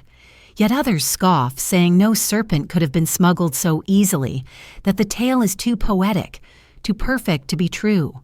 Perhaps the truth was simpler, a vial of poison pressed to her lips, a swift drink, an end chosen with the same precision that had marked her life. Or perhaps there was no choice at all, only Rome's cold hand, Octavian ensuring she would never appear as spectacle in his triumph. The silence of history leaves us to wonder, and in that wondering lies the enduring power of her death. What we do know is that she did not meet her end with fear. Accounts tell of her dignity, her calm, her refusal to yield the satisfaction of humiliation. She arrayed herself as queen, even in the moment of departure, as though to remind the world that she was more than captive, more than lover, more than pawn. She was Cleopatra, last Pharaoh of Egypt, and she would not be paraded in chains. To choose death was to choose sovereignty, to preserve the one thing Rome could not take, the image of her as ruler of her own fate. Her attendants, faithful to the last, are said to have followed her path, partaking of the same poison or accepting the serpent's bite. Their loyalty was woven not only from service, but from devotion, and in their deaths they preserved the secrecy of her choice. For who among them could speak after? The chamber was sealed, and when Octavian's men entered, they found only stillness, the queen upon her couch, her garments arranged, her face serene as though in sleep. Her hand perhaps bore the faint mark of fangs, or perhaps not. Her lips perhaps carried the shadow of poison's taste, or perhaps not. The silence of the room offered no certainty, only the image of peace where turmoil had reigned. Octavian, when told of her death, is said to have frowned, perhaps in frustration, perhaps in cold respect. For he had sought to carry her to Rome, to display her defeat before the eyes of his people. In choosing her own end, she denied him that triumph. Even in death she resisted him, slipping from his grasp as she had slipped from so many others. And so he entered the chamber not as conqueror of a prisoner, but as witness to a queen who had claimed the last word. Her body was laid to rest with Antony's, their union sealed not in victory but in ruin, their tomb a monument to love and ambition entwined. For those who beheld her then, the image must have been haunting. The queen who once dazzled Caesar, who enthralled Antony, who commanded fleets and armies, now lay still, her face serene, her jewels gleaming faintly in the dim light. Yet even in stillness, her presence lingered.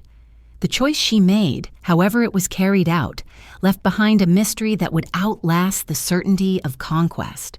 Octavian would become Augustus, master of Rome, founder of empire, yet Cleopatra's shadow would follow him, whispered in halls, sung in poems, painted in memory. He had won the world, yet she had claimed eternity through ambiguity. And so the hiss lingers still. Was it the serpent's breath? The whisper of poison poured into a goblet? Or the imagined sound of fate itself, coiling around her? We cannot know. Perhaps the truth lies not in one version, but in all, each carrying a fragment of meaning, each shaping the legacy of a queen whose life was never simple. What matters is not the instrument of her death, but the fact that she chose it, or seemed to choose it, thus preserving her dignity in the face of certain defeat. The chamber grows quiet, the hiss fading into silence. The lamps burn lower, their flames trembling before the dark. The queen is gone, yet her story remains, woven into the fabric of memory, into the whispers of time. Outside, the city lies subdued, its people uncertain, its rulers fallen. Within, the closed door of her chamber holds its secret, leaving us to wonder, to question, to imagine. And as the silence deepens, it feels less like an ending than like the closing of a door, the echo of which will open another path, not of life, but of legacy, of how her story would be told by those who remained. The door closes now, its sound echoing through stone, heavy and final. And in that echo begins another chapter, not of Cleopatra herself, but of the way her image was shaped, retold, transformed by those who seized her memory as surely as they seized her throne. The heavy echo of the chamber door closing lingers long after its sound has faded, as though the stone itself remembers. Cleopatra is gone, but in that silence another presence emerges, quieter yet more enduring, the voice of those who will tell her story. For the queen who once spoke in her own tongue, who once dazzled and commanded, can no longer speak for herself. The words that remain belong to Rome, and Rome is not kind to the vanquished. The pen becomes the conqueror's blade, and with it Cleopatra is carved into legend, not of her choosing, but of theirs. Octavian, soon to be Augustus, had little interest in preserving her as she was. He had secured Egypt, the jewel of the Nile, the grain that would feed his empire, the treasure that would enrich his coffers. He had no need for Cleopatra the ruler, Cleopatra the strategist, Cleopatra the scholar. Such images might inspire respect, even sympathy. Instead, he required Cleopatra the temptress, Cleopatra the seductress, Cleopatra the dangerous woman who had lured noble Romans into ruin. In shaping her this way, he shaped himself as savior, the man who had rescued Rome from the corruption of foreign influence. And so the tale was told.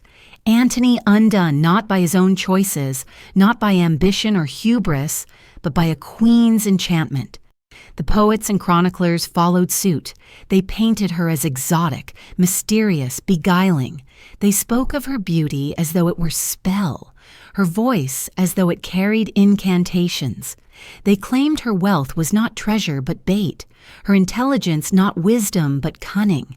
Every strength was twisted into danger, every act of survival into manipulation. Even her death was framed not as dignity, but as spectacle, the fitting end of a woman who had lived by seduction and died by deception. Thus Cleopatra was transformed from queen to cautionary tale, a symbol Romans could point to when warning against the dangers of indulgence, of passion, of foreign enticements. And yet in their attempts to diminish her, they preserved her. For to vilify is still to remember, and the Cleopatra they described, though distorted, was too vivid to fade. She lingered in their words, in their plays, in their histories. They could not erase her, for she was too large a figure, too entangled in the fate of Caesar and Antony, too bound to the turning of Rome itself from republic to empire. And so, though she lost control of her voice, she gained a place in memory, a place that would grow and change with each retelling. One wonders what Cleopatra herself would have thought of these portrayals. Would she have raged against them, seeing her intelligence reduced to trickery, her leadership ignored, her devotion to her people forgotten? Or would she have smiled faintly, knowing that even in distortion she had achieved what few mortals do: endurance? For her enemies might twist her into villain, but they could not consign her to silence. They could not make her forgotten.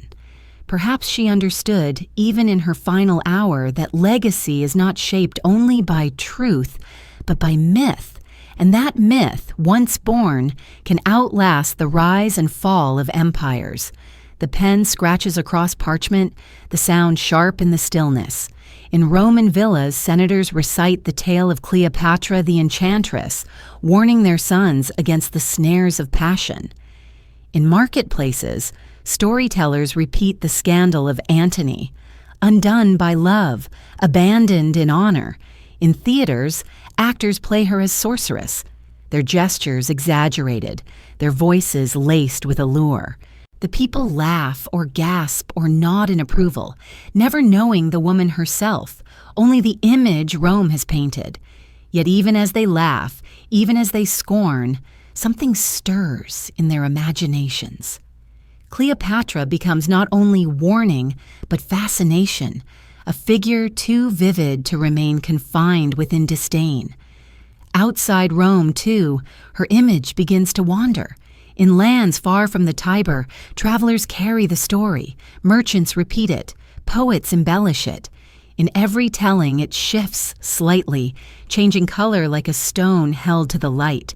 To some, she is villain, to others, victim. To still others, a tragic heroine who dared to love and lost all. The truth grows dimmer with each telling, but the legend grows brighter. The queen who closed her chamber door has opened another, one that leads not to silence, but to centuries of memory. And so we sit with this image, a pen scratching upon parchment, the ink spreading like shadow across the page. Each line written by her enemies binds her more tightly into myth, yet also frees her from oblivion. The conqueror may claim her throne, her treasures, her body, but he cannot claim the entirety of her story. For once a name is spoken, it escapes the control of those who utter it, and Cleopatra's name was spoken more than most. The pen pauses, the ink drying, yet the sound lingers, faint as though carried on the air, preparing to be heard again in other times, other tongues, when scholars and poets far removed from Rome will take up the story and reshape it anew. For though the Romans cast her as temptress, others will one day see her differently, as mystery, as symbol, as woman caught between love and empire. The pen scratches once more, steady and deliberate. Its sound fades into the silence of centuries, and in that silence, we see another image, a candle flickering in a scholar's room, far from the marble halls of Rome, its light casting new shadows upon old words. The pen scratching fades into silence, and in its place rises the faint glow of a candle flickering in a scholar's room, far from the marble halls of Rome.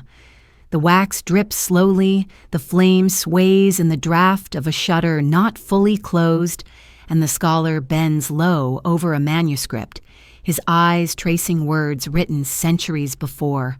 Cleopatra's name appears in the text, a name that has traveled across generations, across languages, across shifting empires. Though her voice was lost in the chamber of her death, her story lives now upon this parchment, reshaped by hands that never saw the Nile, that never heard her speak, that never felt the weight of her gaze. In the centuries that followed her fall, Cleopatra wandered through memory like a traveler through foreign lands. Among Arab chroniclers, she was remembered not merely as queen but as philosopher and healer, a woman of science who studied alchemy and medicine, whose wisdom extended beyond politics into the mysteries of nature itself. They called her an author of treatises, a seeker of hidden truths, one who preserved knowledge even as empires fell. This Cleopatra was not the temptress of Roman invention, but a scholar queen, a guardian of wisdom. In this guise, she was admired, her allure not of seduction but of intellect. Was this closer to her reality, the Cleopatra who studied languages and scrolls in the library of Alexandria, who listened to philosophers in her youth?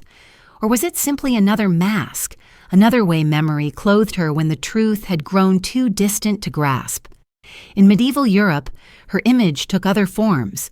Christian writers saw in her a cautionary tale, a woman who embodied the dangers of sin and desire. They wrote of her beauty as a snare, her love as corruption, her death as punishment. To them she was less queen than warning, proof that even the powerful fall when pride and passion overwhelm virtue. Yet even as they condemned her, they could not look away. Their sermons and chronicles lingered on her image, their words painting her more vividly than their saints, as though fascination and fear were woven together. Condemnation, it seems, is often but another form of attention. Then came the Renaissance, when the candle burned brighter upon her name. Poets, painters, dramatists found in her a figure both tragic and magnificent. No longer was she only temptress or warning. She became muse, heroine, symbol of the eternal struggle between love and power. In paintings, she reclined in jeweled splendor, a serpent at her breast, her face serene as though she chose death with calm majesty. In plays, she spoke with eloquence, her voice commanding even as ruin approached. Writers lingered upon her wit, her charm, her ability to entwine men of might, not only with beauty but with intellect. She was no longer condemned outright. She was celebrated, even exalted, though always with an edge of fear, for in her they saw both inspiration and danger, a woman whose independence unsettled the order of things. Across these centuries, the image of Cleopatra shifted like the flame of the candle in the scholar's room, flickering, bending, never still. She was philosopher, temptress, goddess, villain, heroine, all at once and never entirely. Each age shaped her in its own image, seeing in her what it feared, what it desired, what it could not fully understand. And yet, beneath all these shifting guises, one thing remained constant. She was never forgotten.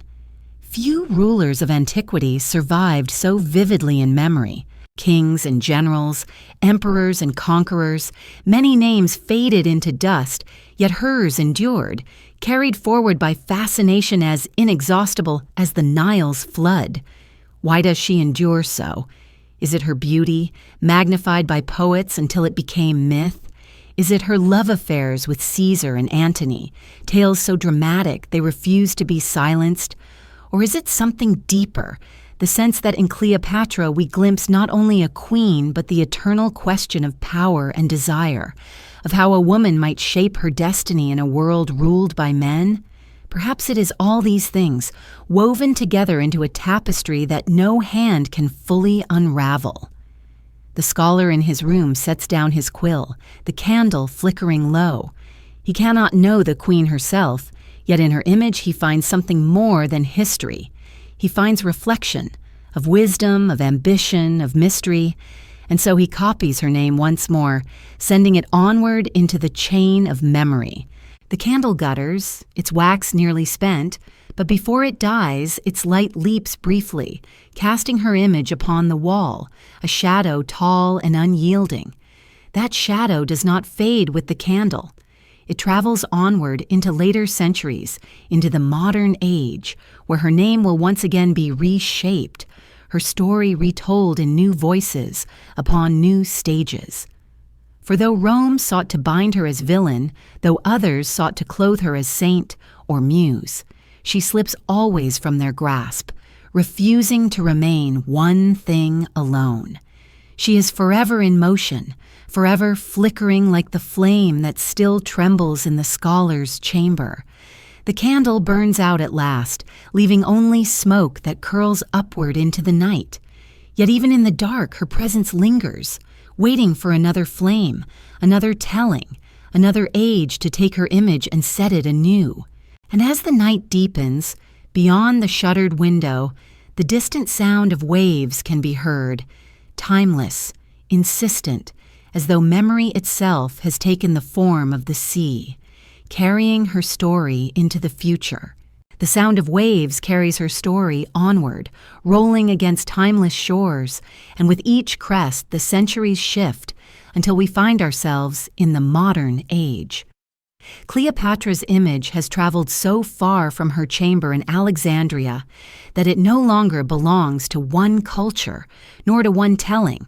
The waves of memory have borne her across continents, into novels and paintings, into operas and films, into the very fabric of imagination. No longer merely Queen of Egypt, she has become Queen of Memory itself, her presence reawakened in every age that seeks to look back and find its own reflection in her eyes. In the theaters of Europe, her story unfolded in costume and verse. Shakespeare gave her a voice rich with passion, placing upon her lips words that rang with majesty and despair. To his audience, she was neither mere villain nor saint, but a woman of complexity, tragic yet radiant, undone not by weakness, but by the very fullness of her humanity. Painters lingered upon her death, portraying her in jeweled splendor, reclining upon couches, the asp poised or already striking. They painted not suffering, but serenity, as though she embraced death with the same composure with which she had once embraced rule. Each canvas added another layer, another shimmer, to the myth that was already too vast to contain.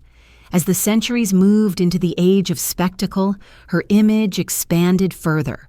On stage and screen, Cleopatra became a vision of luxury, clad in silks that trailed across marble floors, crowned with golden headdresses glittering beneath the lights. Actresses stepped into her role with painted eyes and solemn voices, their movements slow, deliberate, commanding. In black and white film, she was mystery, her gaze smoldering through shadows. In the dazzling colors of Hollywood, she became grandeur itself, her palaces built anew in elaborate sets, her story retold in sweeping epics that mingled fact with imagination. For modern audiences, she was no longer a queen remembered through parchment, but a living presence upon the screen. Her allure projected larger than life. Yet each retelling reflected less of Cleopatra herself and more of those who created her. To some, she was embodiment of sensuality, her beauty magnified beyond reason. To others, she was a tragic figure, a woman caught between empires, her destiny never fully her own. In every portrayal, the balance between power and vulnerability shifted, revealing more about the age that shaped her than about the queen herself. Was she temptress, scholar, strategist, lover, mother, goddess, victim? The waves of modern memory refused to settle upon one form, and so she became all of them at once, a kaleidoscope of possibility. Why does she continue to fascinate? Perhaps it is because her story lies at the meeting place of love and power, of intimacy and empire. In her, the private and the public collapse into one, and we are left to wonder which was real and which performance. Did she truly love Caesar Antony, or only what they offered her? Did she choose her death freely, or was it forced upon her? Did she see herself as goddess, or only use the title as armor? These questions linger, unanswerable, and in their uncertainty we find ourselves compelled to ask them again and again. For ambiguity is a kind of mirror, and in her uncertainty we glimpse our own. And so she endures in the modern mind not only as historical figure, but as symbol. To some, she is the embodiment of female power, a woman who seized her destiny in a world ruled by men, who refused to bow, who dared to shape the course of empires. To others, she remains cautionary, a figure undone by passion, a warning against ambition tied to desire. To still others, she is simply mystery, a name that resists confinement, a presence that lingers at the edges of imagination, like a shadow that cannot be dispelled. The waves continue to break upon the shore, each one carrying fragments of her image into new generations. A child reads her name in a book for the first time and wonders. A student gazes at her painted face in a museum and feels curiosity stir. An audience watches her upon a screen and leaves, haunted by her voice. Each encounter is small, yet together they form the tide that has kept her alive for 2 millennia.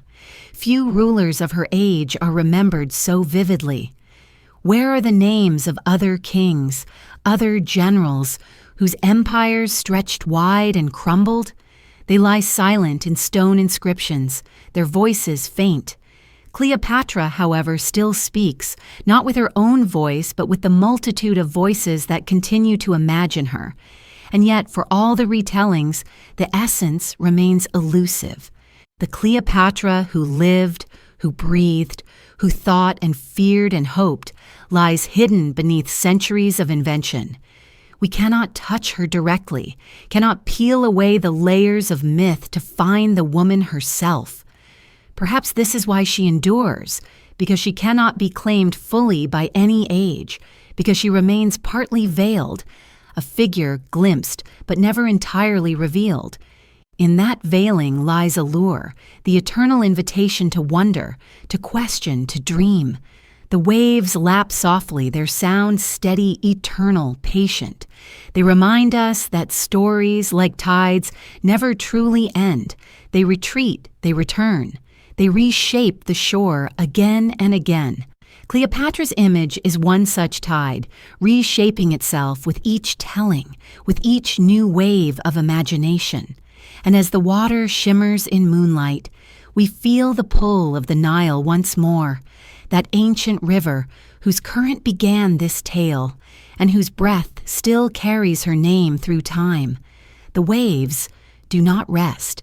They carry us onward toward the river's mouth, toward the Nile itself, where memory deepens and where her story, though ended in flesh, continues as eternal question. For as the waves return to the river, so too does her story return to Egypt, where her presence remains inscribed in stone, in legend, in the very rhythm of the water that once bore her. The waves return us to the Nile, as they always must, carrying their foam and silence back to the river that has been Egypt's breath since before memory. The sea is vast, restless, always hungering, but the Nile is eternal, steady in its course, spilling life into barren earth, turning desert into abundance. It is here, at the river's edge, that Cleopatra's story comes to rest. Not in Rome, not in the painted halls of foreign memory, but in the waters that shaped her, sustained her, and bore witness to her rise and fall. The Nile does not judge. It flowed before Cleopatra, and it flows still. It has seen pharaohs crowned and buried, armies march and vanish, temples rise and crumble. Its current carries no allegiance to king or conqueror, yet it remembers in its silence. And in that silence, Cleopatra lingers. The queen who once sailed upon its waters in gilded barges, who entertained Caesar among its reeds, who drifted with Antony beneath its stars, now rests in the hush of its endless current. Her palaces are gone, her tomb perhaps lost, her body turned to dust, yet the river remains, and in it her reflection is still faintly visible, like a shadow that does not fade. What, then, are we to make of her? Was she a genius of survival, using beauty and wit to hold her throne in a world that sought to strip her of it? Was she a reckless lover, undone by passion stronger than prudence? Was she a mother whose greatest act was not her reign, but the desperate attempts to secure her children's future? Or was she something beyond all these?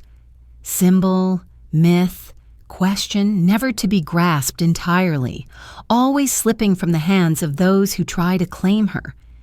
Each age has answered differently, and none has answered fully. Perhaps that is her power, that she cannot be confined. In Cleopatra, we find not conclusion but ambiguity, not resolution but wonder. Her life ended in defeat, yet her memory endures in fascination. Octavian became Augustus, master of Rome, but his triumph was certainty, and certainty fades into history's quiet shelves. Cleopatra became mystery, and mystery does not fade.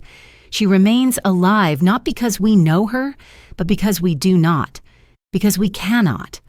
In her silence we hear questions, and in those questions she endures. Stand for a moment at the river's edge. The reeds whisper softly, bending in the wind. The water laps against the stones, carrying fragments of sky within its depths. You may almost hear her voice in that whisper, not words, but presence. The presence of one who lived greatly, who chose boldly, who defied even in death. She is not here in body, yet the river carries her as it carries all, folding her into its eternal flow. The sun sinks low, and the Nile turns to bronze beneath its light. Villagers call across the water, their voices gentle, as though unchanged since her day. A child laughs, chasing a bird along the bank, his footprints vanishing quickly in the sand. Life continues, as it always does, yet above it all hovers the memory of those who shaped its course. Cleopatra is among them, not in the soil, not in the stone, but in the imagination that binds past to present. And so her story closes not with certainty, but with reflection. She is queen, temptress, scholar, mother, goddess, and ghost. She is all of these and none.